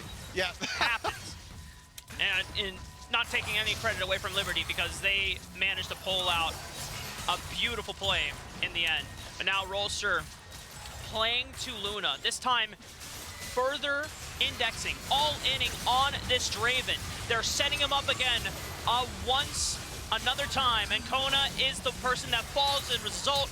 Boss trying to salvage the situation, but it's another kill to Luna, and he's still almost full HP. Kinzen can't manage to pick up any of the stragglers from Rolster. And you can see the gameplay coming into this for Rolster as well. This is get Luna ahead. This is get Luna as many kills and as much gold as possible. And the hook lands again from the Mel, and Kinzen, oh, he's in a lot of trouble. He has to Baron off buff recall, but look, they're just stopping it every single time. They walk up, it's like, no, you can't leave. You're not allowed to leave. Cyclone comes down. Joe still manages to get out alive. Kinzen can't follow up.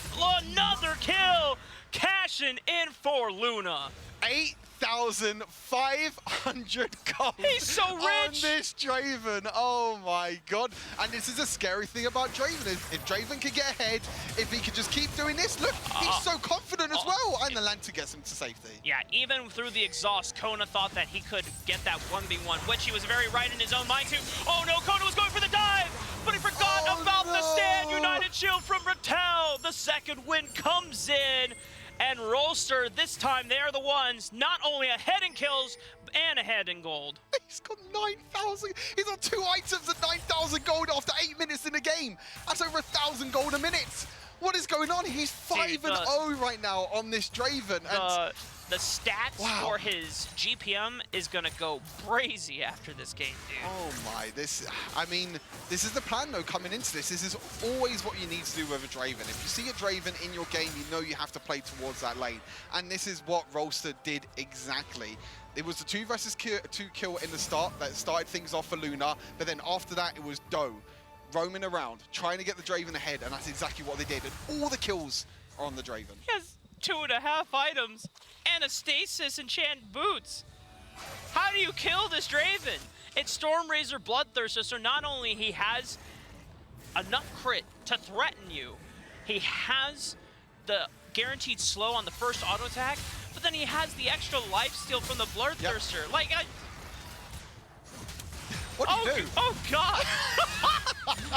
Just thinking about it just makes me want to just tingle. Like I don't really want to think about it. And they're just going to get even more gold from this as well. I mean, Luna is living the dream right now. This is the Draven fantasy where you have everyone trusting in you to be the primary carry. And remember, Stuart, this is a 16-year-old kid. Yeah. He is playing so incredibly well. I wish I was that good at 16. I wish I was that good at video games. I wish my team trusted me as well. You should have gotten good. My team never trusts me. Whenever I play with someone, there's a reason they never why, trust me. Yeah. They like to call me the grey screen stream.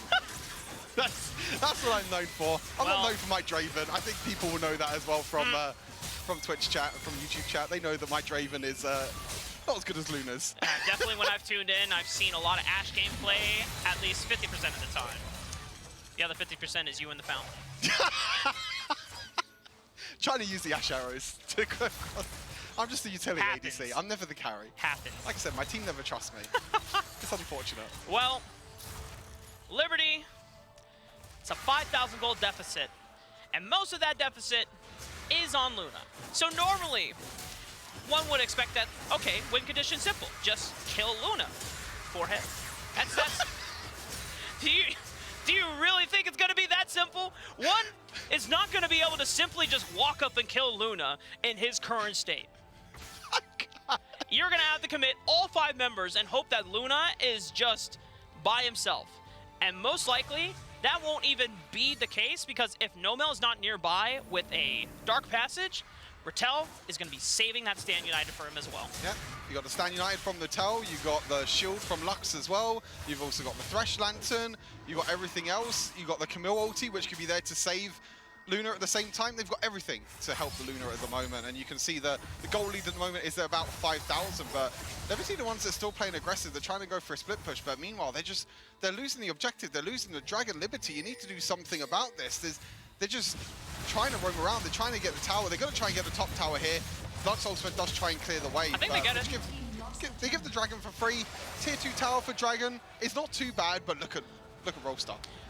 They're playing aggressive. Not to take anything away from Liberty, but I think they're really their own best option. They can't afford to take a full-on even advantage fight, not even like a slightly numbers advantage favored fight against Luna, because that's not just one person. Luna has the strength of, I feel like, 2 or 3 champions at this point with just how much damage he is able to pull out. And as long as he is catching those axes, which Luna has been showing a pretty good track record so far. I mean, every time I look at that gold, it just does not seem real. Like, it doesn't seem like it should be possible, and yet here we are. He still has pretty much 1,000 gold a minute as well. That's the crazy part about it, just below 1,000 gold a minute, which is absolutely crazy. It just shows. And the thing is now is that he's got more stacks. He's been able to stack up his passive as well, and he's got more stacks of his passive. So all he needs is one more kill, and he gets another 3,000 gold in the bank because he hasn't died yet. So he's going to get even more stacks. He's playing the long con, the investment game, ready to cash out if one straggler gets caught out here from Liberty. They're making their advancements here. Luna almost separated here, but groups right back up. Tidal wave coming from afar. Kinzin advancing forward. 3-man knockup on Luna. Can they get right through him? The stasis pops. Kona with the moonfall. Doesn't manage to get him. Luna's still in the chaos. But he flashes right into the pit, and he can free fire over the wall. Kinzin gets the shutdown onto Luna. That's a lot of gold back into the pockets of Liberty, but they need to take the fight afterwards. Just because Luna's gone doesn't mean Rattel don't have the damage, and I think they're the ones turning it around. Monofreets and Kinzin, it's all up to them. But Rolster with Doe and Zero are fighting back, and they keep Liberty at bay. 3-for-2 trade at the moment. Oh, it's a 3-for-2 trade, sorry, in favor of Rolster, and that was really, really close. You can see the lockdown. They threw absolutely everything at Luna. As you said, Kinzin got the shutdown as well, which means he's the one now that has the most gold in the team. Or for his team, sorry, 9,700 gold on this Wukong. It's a big, big shutdown. And we're going to take a quick look back at the replay as well. But again, it's Liberty playing aggressive. They don't care that they're down in gold. They want to play aggressive. You can see Luna at the side. He gets caught by the Dark Binding. He has to use the stasis. But look at the bubble by Manafritza. Perfect timing on that bubble. Luna has to flash over the wall. But you got a Wukong. You got a monkey that can just dash over the wall as well. And that's the shutdown onto Luna. That's the big shutdown they needed. Half the stacks are gone for Luna now. He's not going to have as much gold now if he does get another kill. But they still lost the fight. Oh, Liberty suddenly, they press up on the gas once again. They've isolated Luna. No stand United Shield. It comes up, but it's too late. Liberty, somehow, some way, they are finding picks now onto Luna. But look at Rolster. They're in prime position to get objectives back. And this is the same thing again as what we kind of spoke about last game. This is Liberty grouping up, trying to get picks, trying to get kills. But meanwhile, Rolster are the ones that say, okay, you can get the kills onto Luna. We're just going to take the objectives. We're going to get the team gold. And instead of getting the individual gold for the kills, we want to get the team golds. Absolutely astounding that Rolster. Whoa, they're starting Baron. No way they're doing this. Shen's back at base. Vision. Oh, okay, Final Spark has revealed their position. Liberty, are they this bold to stay on top of it? Doe is going to come over the wall. Tactical sweep on the 3. It's a TP. Stand United is delivering Doe right back into the battle line. 3,000 HP. Kinzin, can he secure it? Doe, if he steals it, it turns everything around, and he steals it! Doe comes up clutch for Korea. Luna cashes in on Akona, and Liberty are sent floundering. The remaining members are all scattered, and it's just easy pickings for Korea's #1 seed to show their full strength.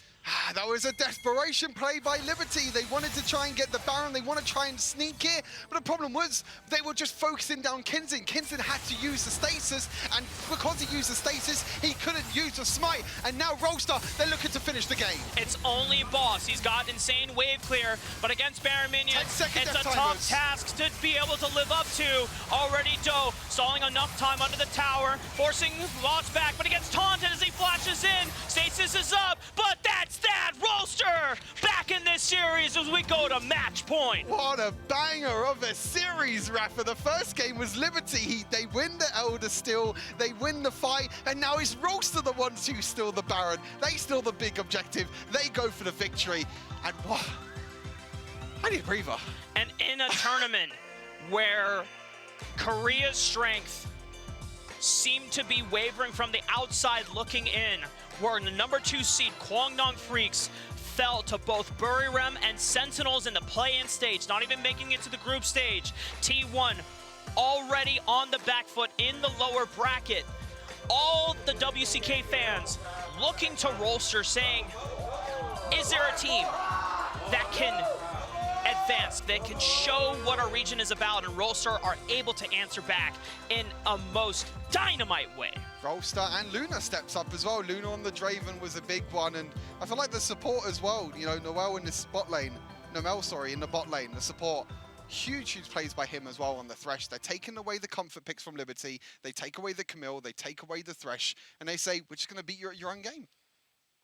Almost. I mean, even with how massively ahead Luna was, there's moments where Liberty were saying, okay, we're getting picks onto the Draven, we're stopping them, and Liberty were ready to fully send the Hail Mary. And honestly, during that moment, Dagon, TJ, and Riku, what was going on with you guys? Like, who was throwing hands? Did the TJ sounds come alive again? Like, yeah! Yeah, there were a lot of TJ sounds. Yeah! Yeah! Thank you very much, Rafa and Stuart, for that one. Rafa specifically for that very accurate TJ impression. But when we look back on this game, this is going to be the one that's all about the Draven. That's right, Draven down on the bottom side of the map. You were asking for a big carry. You were the guy that said we should do that, and I think you were wrong. Yeah, I was right about the Draven. I was right about the Draven. I said, you said you wanted to talk about a much harder carry in the bottom side of the map. Yes. That's what I said. Right. That And Draven thing, that Draven was thing, right that was about great. that. That was my idea. Okay. The Draven in game was a great idea. And Luna definitely demonstrated why. This guy is one of the most aggressive carries in the world, and you see it deployed down. Early lead given over to him by Nomel, which was always the question mark in that lane. As the kind of newer support coming in, played with this team, so not technically a substitute, but a new player in that role, steps in, finds that early gold, and then they just keep pushing. And Luna has this killer instinct, when supported, can step forward and snowball the game out of control. Exactly. There's no one to keep Luna on a tight leash this time around. It feels like it was Luna on Draven having free reign on the lane because first and foremost in the draft, things that can bully at the Draven is gone. Things that can poke him out of the lane is gone. No Varus, no Ziggs. And therefore, again, he is just going to rule everything in the Rift. And even in these late game teamfights where you started to see the very correct call from Liberty to full dive, Kins in particular in this fight goes over the wall, hunting down Luna, because they recognize it's the only way they win the fight. But of course, when you spend your entire kits to hunt down a single kill, you're going to have less to fight the rest of the team fight. Even with that, they got favorable position around this Baron, and then it was just the Rattel shell. Yeah, you got a little nervous there that Luna got too aggressive towards picking up the side wave and then gets caught, but no, Rattel takes on over here and That was cool the second time. I know. Second time around, still sick. Yeah, It is. Watching it all back here has been great. And you know, when you're watching that Baron, you're like, it's close. Nope, no, it's not. And here we go. Camille comes on over and takes care of business. Then they go for the push. Maybe shades of nerves from last one. It's like, oh, do we end here? Oh, are we about to throw everything? They were so careful, man. They were. They were like, we've been here before. Pump the brakes. Do you have your seatbelt on? All right, seatbelt is checked, yes? Okay. All right. Are the chairs in the upright position? They're in Yes, the upright they are. position. Tray tables folded. Yes, already okay, done. wait, okay, good reminder. Yes, We thank can you. now Now take the let's go Nexus. ahead and take the Nexus. There we go. As RY take game number 2 here to force game 3 as we take a look at the gold graph. First blood on over to Liberty, but then after that, RY take control, and that's what a Draven does. We said earlier, you have consistent graph lines. I guess it's this way. Consistent graph lines, and then you have exponential ones. There you go. Yeah, exponential ones that roll on up, and that's what happens when you get the stacks of adoration. TJ, you're too much right now. That was Take a look Riku. at That the was charts. her. Thank That you, was him. Riku. Riku, do you want to do it one more time for us? We do it all together. All right, there we go. Yeah, there we go. TJ, join us. TJ's judging us. Absolutely not. You have to pay me for that. All right. That clip's going to live on the internet forever. It will. TJ dodged the bullet there. 13 kills to 6 on that one. A gold difference of 12,000. And RY pulled themselves back on in. And again, a lot of it to deal with the Draven. But again, the Camille takeaway. And in the draft phase, it was a lot of takeaways. So it felt reactive kind of by Rolster Y in that last draft. you know, it felt like not only did they take the best picks from number 1 from Liberty away, but they took out the best picks that could answer a snowball Draven. Imagine if you had the Hextech ultimatum on your hands. That would have been so easy to lock down Luna there once he just went crazy, right? And I would also say I think that it was a very good adaptation from Rolster to recognize, okay, game number 1, we tried to match Liberty very much in what they do best, and that went wrong. So this time round, we're not going to fight into the pick composition, we're going to run front to back. And it's all very good having CC, having frontline stun, but if your frontline stun lands onto a tank and our Draven's still running, and the Draven lawnmower is still going, then you're going to lose the fight eventually. So very good adjustment by Rolster of understanding what they could do with it. This time round, you have to imagine Rolster are going to be looking for another hyper carry for Luna. Yeah. And you have to imagine that Liberty, at the end of that game, are going to be picking assassins, are going to be making sure they have the tools to get over a tanky frontline and striking down anything Luna wants to pick. Yeah, definitely something to keep an eye on here. I was smirking at the fact there as we were in the room with Rolster Y. They looked kind of the same as they did after losing game 1. So maybe we read it wrong. Their game 1 and game 2 phases were both determination. It isn't supposed to be here, is I think the big mark, right? This is the best team out of Korea, which is supposed to be one of the best regions. And Liberty, who are not the number 1 seed from their region, are taking this game this far, even if Rolster managed to stabilize, even if Rolster managed to win this, questions have now been raised permanently about the strength of Rolster, about the strength of Korea as a region over the course of these games, and we have learned a lot about the strength of Liberty in particular over the course of their record at this tournament. Yes, but I would caveat that as like Liberty piping the game away. Yes, for right? sure, Think about how close it was. The Elder Dragon Smite going the right way. If they keep push doing the it. right way. Kona They Veigar. failed the push on the Nexus. Yeah. The Veigar pick caught him. Exactly. Like, there was a lot that kind of went right there for Liberty. And remember, they won the game in a gold deficit. So as much as, you know, there might be nerves there, I don't think you could take away, make consistent conclusions from game 1. One thing that I truly like about Liberty, though, that it doesn't matter who their opponent is. It doesn't matter if Luna was on a 5K gold lead. They were still making proactive moves, and I think that's a really, really great sign. Proactive and correct. Like, Yes. I was even talking about game 1, yeah, but game 2, they could have won that if they managed to clean up that one fight around the Baron where they did get the kills. They are always Liberty making the correct and smartest possible aggressive play. And that's what really astonishes me about this team. They have the killer instinct, they have the team fights that we always talk about, but they also are coupling that with a very clever macro sense. They know what fights to force, where, and how. All right, well, we'll see if they're able to I'm a do Liberty that fan. without falling I'm a into Liberty small fan now. deficit. Me too. Do you have a jersey? I want to have a jersey. We want to have jerseys. We want to have jerseys. All right, Brazil, jerseys, obrigado. Please, that'd be fantastic. If we have time, I'm not sure if we have it. Do we have our predictions that we flew up? The predictions before? Because I don't think we did predictions for this game specifically. Dun dun dun. Dun dun dun. If you have it, we can fly it there in a little bit. If not, that's fine. Someone will tell me that we don't have the predictions for this game. We can do it verbally. Verbally. All right, here we go. They are coming. So, surprise time. Both of y'all just said you're Liberty fans. Whoa! Hey! And only TJ voted for Liberty here. What, TJ? Wait, no, it's me. I mean, Liberty. Rolster here. Yes, I voted for Rolster because I think and I do still think they're going to win this series. I think what we saw in that last game is Rolster having more options on the map, right? They leaned back and they said, okay, this is a Luna game. Luna worked really well for the first half, started to get sketchy, so right, Ratel was waiting in the wings. That's the kind of thing that this team has that so many teams struggle to have. It's why Rolster are the best team in Korea. That doesn't mean I'm not a fan of Liberty. Caveat yourself. This is the separation we have. I'm not making the prediction because I'm a fan of them. I'm making the prediction because I think they're going to win. Those are two separate columns. Okay, it's one of those things where I think RY's going to win, but I still love Liberty. Okay. All I right. see you, TJ. TJ voting with his head, not his heart. We'll see what happens here. Liberty and Rolster Y. First thing you notice here, side switch. Oh, yeah. Honestly, it makes me That wonder. was a lot of energy for a side switch. Oh, yeah! Woo! Side switch, But baby! I was going to open up if still the Varus is going to be left open because, again, the more AD carry bans you remove in the bottom lane means Changing it. It means that there will be less answers for a potential Luna Vayne, another Draven Vayne. Oh, right, no, sorry. Another Luna Draven. So Yeah. I like this, what they're doing for both of these teams. You're so smart because you predicted this draft down to a T.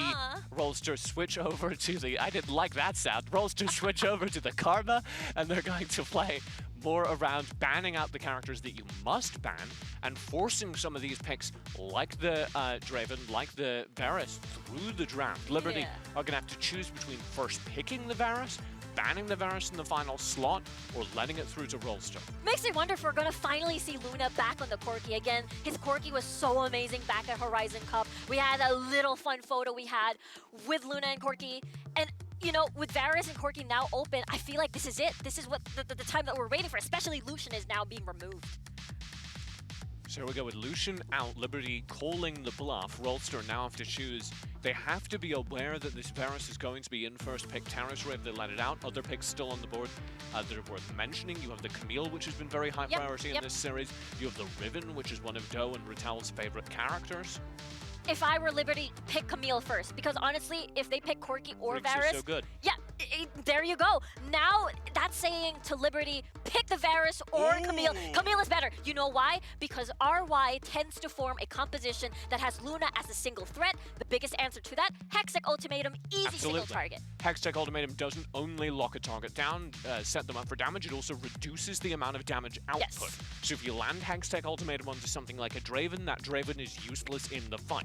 Now, one thing that's far enough away, it can't be Hextech Ultimatum, that would be the Varus, and we did expect that to be drafted by Rolster, but they're taking a while here, which makes me wonder. And it was after they insta-locked Wukong, so they knew Wukong was going to be part of it. Time's up, they go with the Senna first here. Not going to be the Varus this time around, but this is a dead giveaway because when you think of Luna, you think of carry. When you think of Senna, you don't think carry. This is scaling very slow, very calm and stable lane. So where's RY going to pivot this time? Are they going towards Ratel?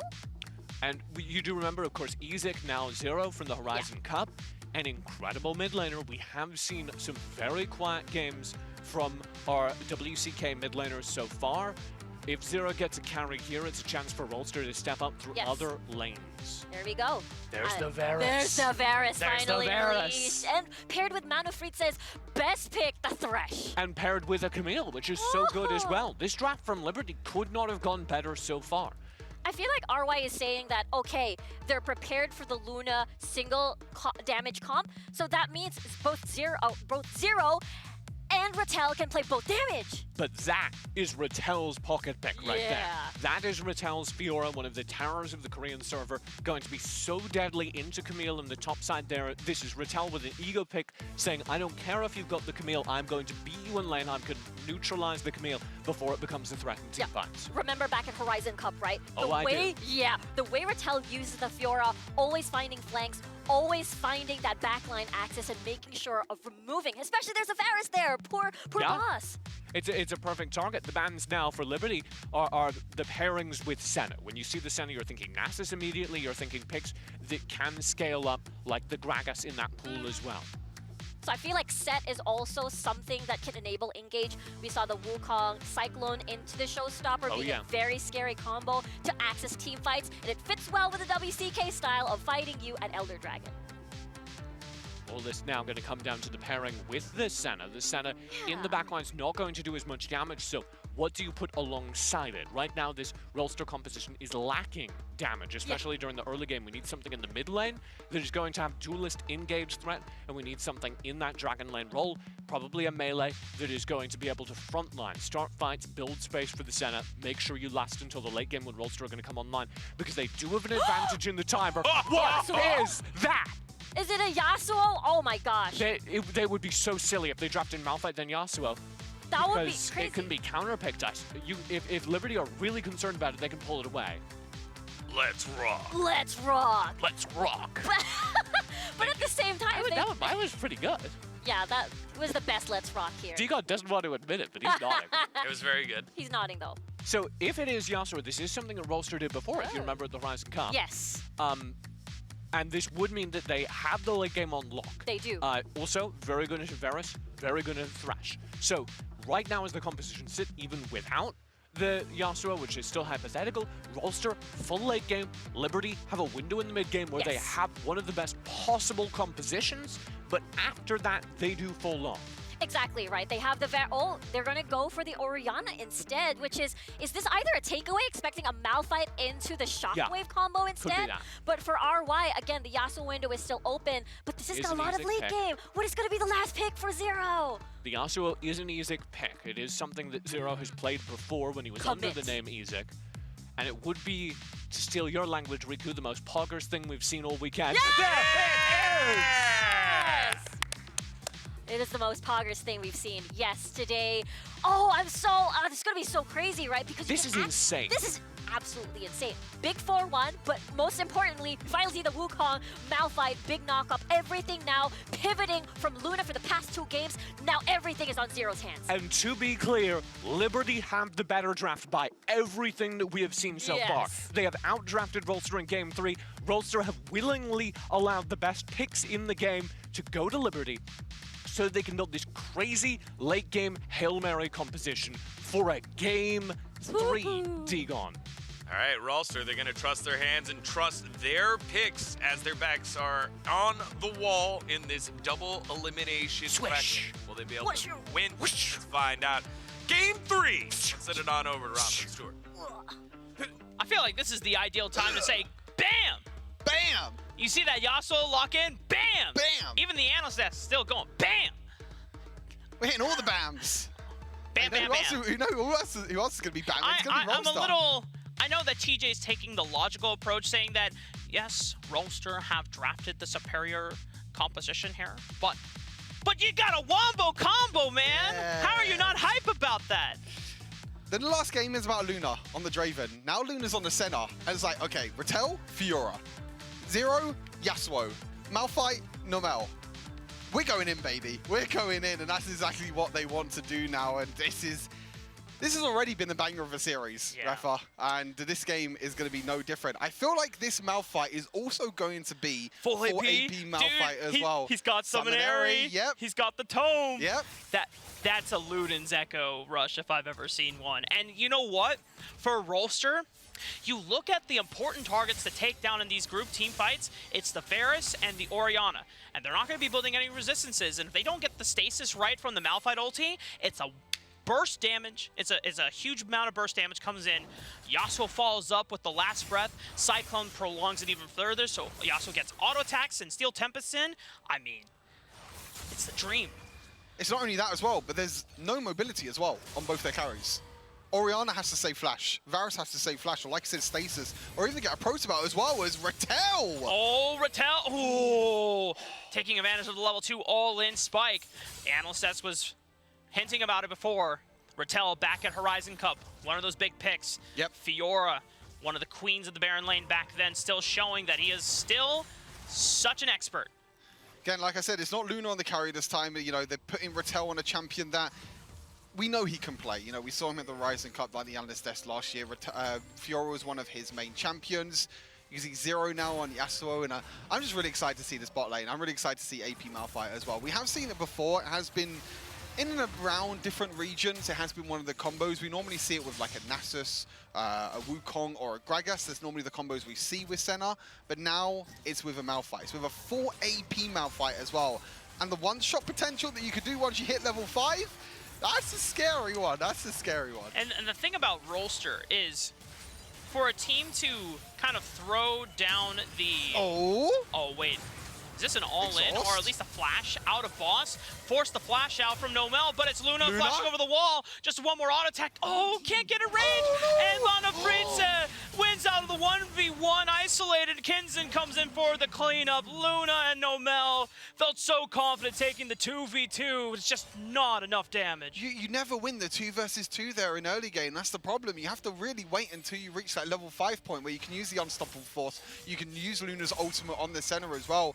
At that point, you just don't have enough damage. You don't have a way to really kill Boss and Mano Fritze in a 1 versus 1. And now Kinzin, he's going straight on to 0. He might just be dead. And the Shockwave combo, Kona I could probably imagine a column saying, I have level 5, go in, go, go, go, go. I'll give you the shield, I'll combo the shockwave right on top of it, and punishing Zero, not willing to believe and needing to commit the flash. And Kinzen would have been able to follow up. Liberty now find themselves 3 kills ahead in the early game. 3 kills ahead and also a goal lead as well, which is not something we've said a lot really for Liberty in this series. It's always been Rolster White, the ones with the goal lead in this series. But even though it's still early game, it's only a 1,000 goal lead. That's still a goal lead. That will still give Liberty a lot of confidence.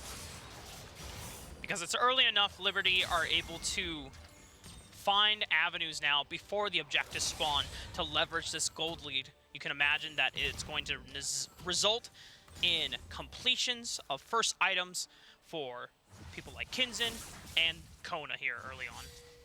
For sure, we're going to have to look towards these first objectives as well to see where the teams are going to be focusing as well, because I feel like at the moment it's going to be a little bit scary for Rolster to try and engage. Even though we talk about the Wombo combo on the side of Rolster, now we're going to have to figure out and see what if they're going to fight or if they're just going to scale as well, because they have a lot of scaling, you know. The Yasuo can scale, the Fiora scales, and also the Malphite and Senna scale. Senna, yeah. Yeah, so it's like, do you fight on the side of Rolster or do you just give over the objectives early game to Liberty? Depends on how much Rolster can get in response, right? If they are positioned and prepped well on the map to trade towers or cross-map objectives, then Rolster can be comfortable saying, you know what? Look at the Baron lane, though. They're going all in. 3 people for this top lane turret. The resistances have dropped. Freaks has no support here, so he cannot defend the turret. He's going to try to sweep the minion wave, but great rotation from Rolster. I love this from Rolster. As soon as them turret platings go down, Luna rotates to the top side, but Namel, he's in a lot of trouble as well. Boss does have ulti, he's going to go in. Do you want to dive the AP Malphite under tower? I mean, yeah, he's squishy, but he can also do a lot of damage if he lands the ultimate. And the problem is now is that Liberty weren't able to get anything on the other side of the map. We've got 10 seconds until the objectives come up. Now, Rolster are the ones that are coming back into this game now. You know, the first turret has gone down. That does give a little bit of a goal lead over to the top side for Rolster, which means that now we take a look at the objectives. You know, what are both these teams going to be focusing? It looks like Doe's moving up to the Rift Herald, but so is Kinzen. So we could see a little bit of a skirmish, a little bit of a team fight, but it's all down to the Malphite, really, and it's all down to this early fight. Doe, great pit. Oh, no! Freaks was waiting out for the clone, but didn't get a chance to realign the portrait so that he actually ulted the clone instead, and there's the boom! Unstoppable force, last breath connects. Kinzen trades on to Doe, though, and he's still a monster in this fight. Ignite is burning down, but because of the Crescent Guard, he managed to stay alive until the very bitter end. Nomel getting last tick of damage, and it's Rattel cleaning up on the backside, flashing after Freaks, chasing him down, but he gets back into the pit, and he's got Kona there for reinforcements. Oh, it was it. I was waiting for that moment. The unstoppable force, the 3-man knock-up into Zero with the last breath as well. Really, really huge combo. But Freaks... okay. Kona, no, Kona. Kona's just like, okay, Rifteld, hello, how you doing? But yeah, it was so unlucky, really. But as soon as that engage comes in from Freaks and it misplays, you know, after this, the counter engage, the ultimate there from Malphite, the 3-man knock-up as well, and the follow-up as well. The thing is that this is a 4 versus 4 as well, but you can see Rattel is the one to rotate first. And as soon as Rattel comes in, you can see straight onto Boss, straight onto Freaks as well. And even though Freaks survives, this is a one-team fight for Rolster. I think the big thing, too, that you know, TJ was alluding to, that because Rolster Y is a composition that scales better and gets more damage early on, the early burst power isn't quite enough to completely win out the fight. But the boldness of Rolster to just go for that play anyway, willing to trade even for gold, I think that's a thing that Liberty have to keep conscious of, that they cannot just be content of saying, oh yeah, we traded, you know, 2 for 2 kills, you know, 2 for 1 kills. No, you have to be overwhelmingly winning these fights so that you have the guaranteed gold lead. Otherwise, Rolster get the scale alongside you. And it's about finding the right opportunities, I feel like, for Rolster as well. As soon as you see 3 people grouped up like that, you know that that's the go button. That's the time to go in. And for Liberty, they're normally the team that like to group together as well. They're normally a team that like to group as 5. You can't group together against a Malphite. If you group together against a Malphite, and if you're not split, then Malphite's just going to find a way to jump in with his ultimate. Saw the combo once. All the cooldowns for Rolster are back up again if they see Liberty group up. I can only imagine that they will not hesitate to go in. Yeah, it's going to be the Rift Herald drop. This might... Oh, no!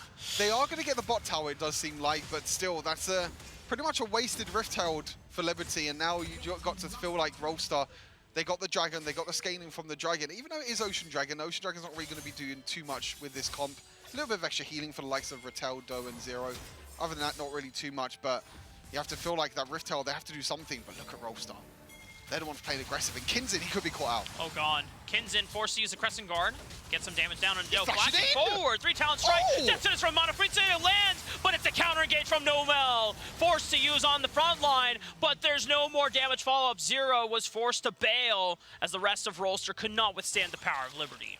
Okay, Liberty, I mean, a little bit of a ballsy play there by Kinzin, to be fair. Flashing in into 4 people as well. It wasn't really something I was expecting, but they went out on the trade. You know, I will say, Xin Zhao is one of those champions that in the first 15 minutes of the game, this dude's got some insane stats. Yeah. Like, you can kind of stat check a lot of champions that you normally wouldn't imagine that you could, but it's just because of the attack speed steroid, the amount of burst damage you do with Wind Becomes Lightning, and the sustain that you get from your passive as well. And Xin Zhao is a deceptively durable champion. Yeah. He's a very, very tanky as well, especially because of his ultimate. Because, you know, with his ultimate, if there's long-range champions like Luna, for example, with the Senna, they can't get in the range of the Xin Zhao ulti. They can't do any damage. You're just hitting him like it's nothing. Like, no health is going to go or anything like that. So, we're a bit of a stable state of the game now, I feel like. There's no objectives that are up at the moment. Liberty is still in the goal lead, about a 1,000 goal lead at the moment over the side Liberty. They did, unfortunately, not make full use out of the Rift Herald, but look at this play, though. Are they really going to go for this tower dive? Oh, Chain of Corruptions is going to connect as well. Hextech ultimate, it sets up 2-man flare on the tower. Nomel connects the knock-up into the last breath. Zero has to clean up here, but it gets exhausted. Damage has been diminished here. Doe following up Monofritze, kind of keep them back.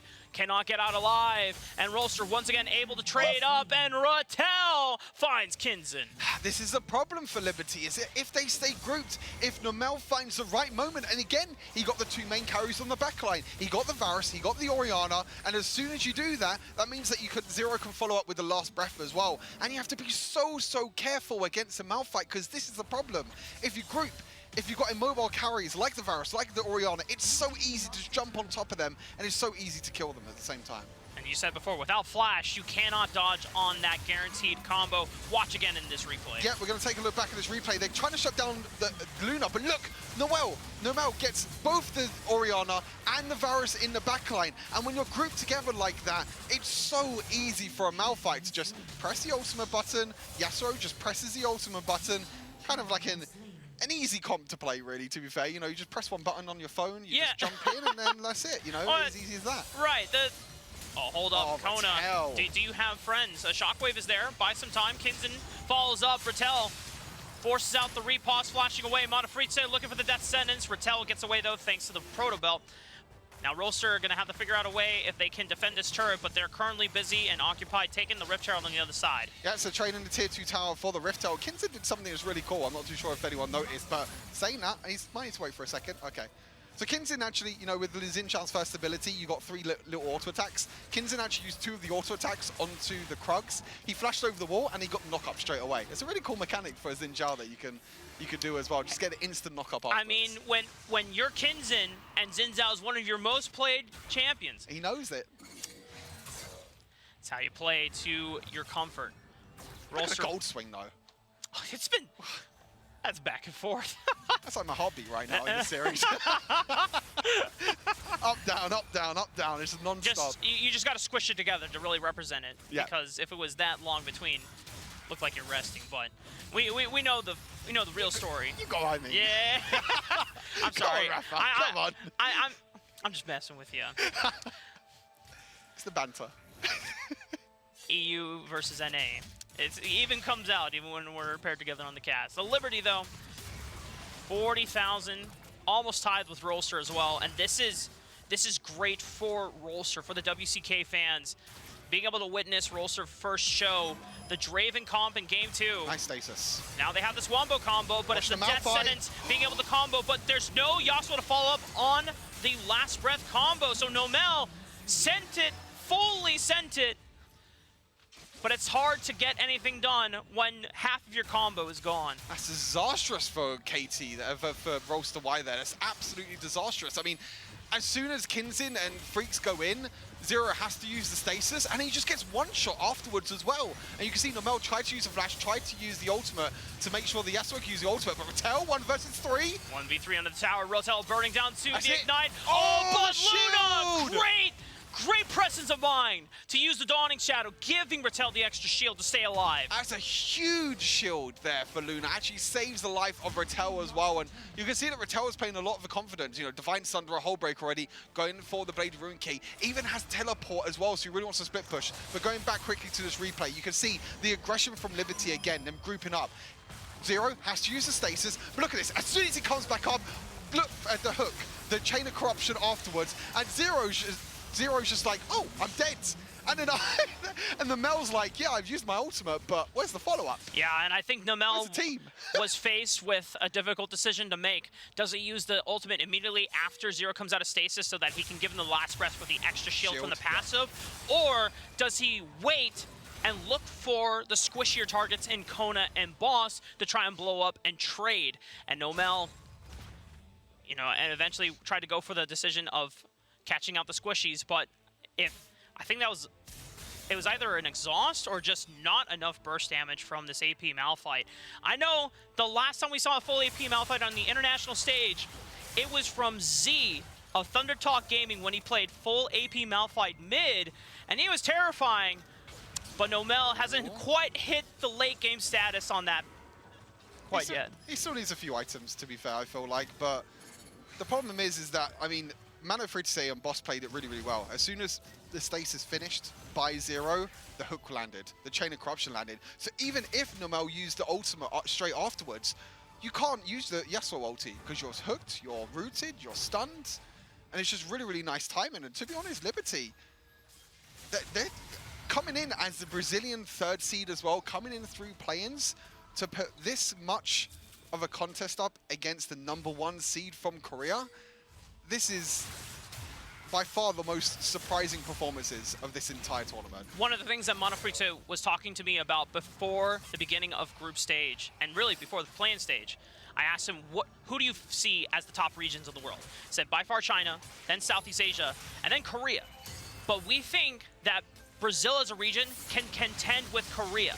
And if they win this series, if they find a way back in, watch Nomel! That'll be so huge. But it is Nomel with the two-man unstoppable force. Huge knock-up to the back line. Kinzin is gone. Shockwave, though, from Kona. Gets a response damage back. Can they kite it back outwards? Rolster Y on the forefront. Zero flashing forward. Looking for an additional knock-up. Steel Tempest lines up onto one. Finds another one. And Luna pressing forward. Monofritze looks for the death sentence. But in the end, it is a prime gaming ace for Rolster. That could be the end of the game. Rattel goes in. Nomel goes in. Zero didn't even need to use his last breath. They still win the team fight, and they're going for the ends. And the hope of Brazil is suddenly dashed by the #1 seed. Korea stands tall. The WCK fans sign relief and give a huge round of applause to their powerhouse in Rolster Y. Rolster Y, they're here to stay, and they're going to be moving on through to the upper bracket, but big props to Liberty. You know, coming into this, I don't think no one would have really expected Liberty to really put up this much of a fight. You know, we saw them during the play-ins.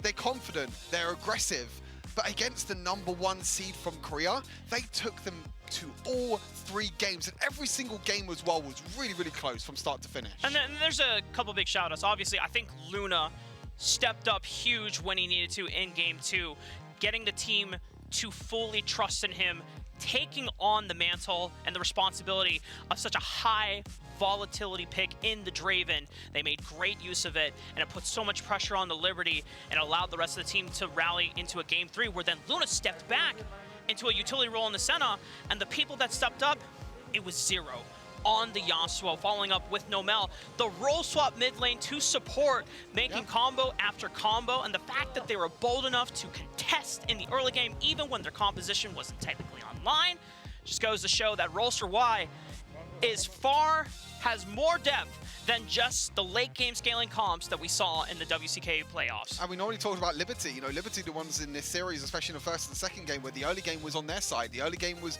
them being the ones that are aggressive. But KT were in that third game, were just like, okay, we're the ones that are going to be aggressive. We're the ones that are going to go for the Malphite, for the Fiora, for the Yasuo. We're the ones that are going to engage as well. And they did it. They took it to Liberty. And to be fair, Liberty, even though they did get that little bit of an early game lead, it was the aggression from KT. It was the Malphite ultimate with the Yasuo combo afterwards that let them get them.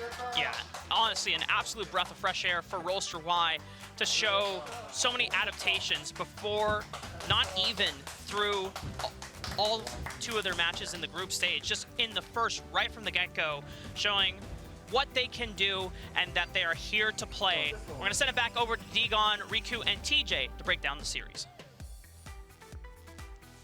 Thank you very much, Ruff and Stewart. Great cast. And our first series that goes 3 games today goes to the hands of the #1 seed of the WCK. And it had a lot to do with the composition. It was all in on Zero in the mid lane. Make sure he gets the Yasuo and have a lot of options to start bumping people up in the air, get the final breath. There it is. Rolster Y find themselves on the top of Group B.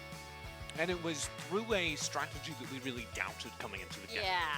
Because you need to last until 15 minutes for the Yasuo to have enough damage. Surprise, surprise, Rolster were able to do it. They were able to slow down the game enough during the mid-game that they got to actually exactly 15 minutes, and the Yasuo got his team fight. Exactly, and I feel like there's one that relieved the pressure from early to mid-game, is Rattel on that Fiora. He was able to 1v1 Freaks, able to push him, remove him from priority, making him basically locked on that top lane to not make plays for the entire team. Who on Rolster is holding this vlog camera right now? I can't see with the mask. This is the worst camera work we've seen this entire event. What's going on It's here? relief. It is It's relief. relief. Okay, all right, I would all say right. it's not the same that we saw Brazil when they had their victory over Sentinels. It is relief. I'm they just got the looking at job a done. wall. I don't know. But again, this roster, as you said, roster. Got that one from someone here. Again, feeling the relief, and it started here, not looking great from the bottom side of the map. The man that was carrying earlier, Luna, flashing over the wall into 3 members of Liberty, not quite getting the kill, and it starts 0-2. And we started here, and then immediately after, very correct call from Liberty. I talked about earlier them being super smart with their objectives in game. They make the very correct call. Hey, let's go bully that Yasuo. He's all alone. He doesn't have any friends. Let's kick him over at lunch, and they do that. And repeatedly put this Yasuo behind during the early game, which to me should be the nail in the coffin. Yeah, because you have 5 minutes before the first spawn, before the first objective, so that is a really good window. They're able to take advantage. But this setup, though, from Nomel was really, really good, that it equalized the goal, equalized a lot of the previous losses, and the team fighting again from RY is just insane. Which is crazy, because that's not supposed to be a point in the game where the Yasuo does damage. And if you look at the amount of damage he did, it's not actually that much. It was like barely. No, but because everyone is squishy from the side of Liberty, one Malphite ult at this point of the game is easy, half HP, even 1 for the HP of you. And he kept doing it here in the mid lane again. It's Nomel finding a clutch ult in what should have been a disaster, enabling not just the Yasuo ult to land, but also iframes for the Yasuo, where they're untargetable, where they're safe in the middle of the fight. There it is, you can see. Dancing. That was when Liberty was getting some of the pop-offs here. True. But then in the rotation on the top side of the map, again, the perfect, pixel-perfect hook landing onto the Yasuo by Manafrieza. They were very much trying to accelerate this game against all odds here. And then eventually the fight won out here by Rolster Y. Yeah, I think that's the problem, right? This is a composition. Liberty's going up against a composition where this is a point 15 minutes into the game, automatically RY wins. Ooh. That was pain. That was pain. And the fact that Rattel is on one of his best picks, even when we look back at Year Zero, look back at Horizon Cup, this is the biggest formula for RY to succeed in this series. So we absolutely saw the highlights for Liberty on their star players. Yep. But when push came to shove, Rattel can just pull out the Fiora, Oh, yeah. guarantee he's going to win lane, guarantee he's going to be able to find flanks on all your team fights, and make sure that whatever composition is going wrong, they're going to have enough runway to come online. Yeah, again, back at that level 1, force the Camille out, because Camille stepped up too fast. He was able to hit level 2 first, and then Freaks had to back off, missed a whole wave, and it very much set behind the plan for Liberty. I think the big conclusions that we have here, though, are more questions. Is it the strength of the WCK? Is it the strength of the specific Liberty team? You know, they did lose a game, did the WCK squad here at Rolster Y, so we have to figure these things out as the tournament continues on here. Yeah, I think that's the biggest question, right? I feel like RY still looks like a very scary team. The fact that they can go all in on Luna, but they can also go all in on Zero in the mid lane for a comp, and Rattel has always been incredibly stable no matter what. TJ, final thoughts? Wow, looked really good from Liberty. Rolster a little shaky, but then we saw the strengths we expected. We saw Luna, who we put all the money on in the bottom lane, and we saw Rattel, who has always been able to pull out clutch games like that, pull out a clutch game. Wow. Wow. We have one more match today, and it's North America's hopes and dreams are on the line. It's Immortals versus JD Gaming. Icons 2022 will continue right after this. Wow. Wow.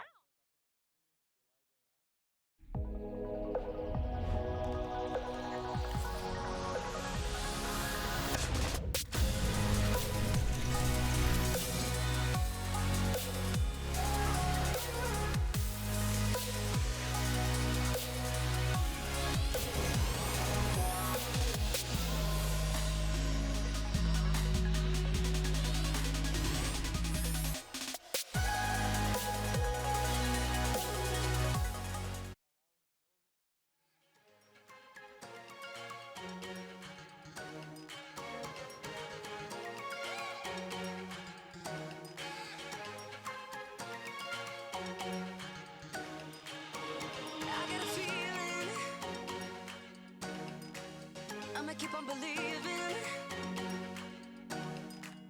something's gonna happen. We're no longer dreaming.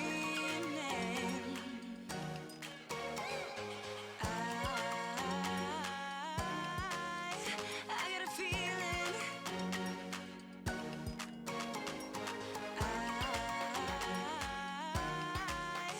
I believe it.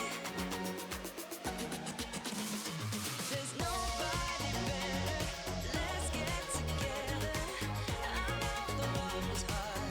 Too bad to give it up. Not gonna let go. Not gonna give in. Say it.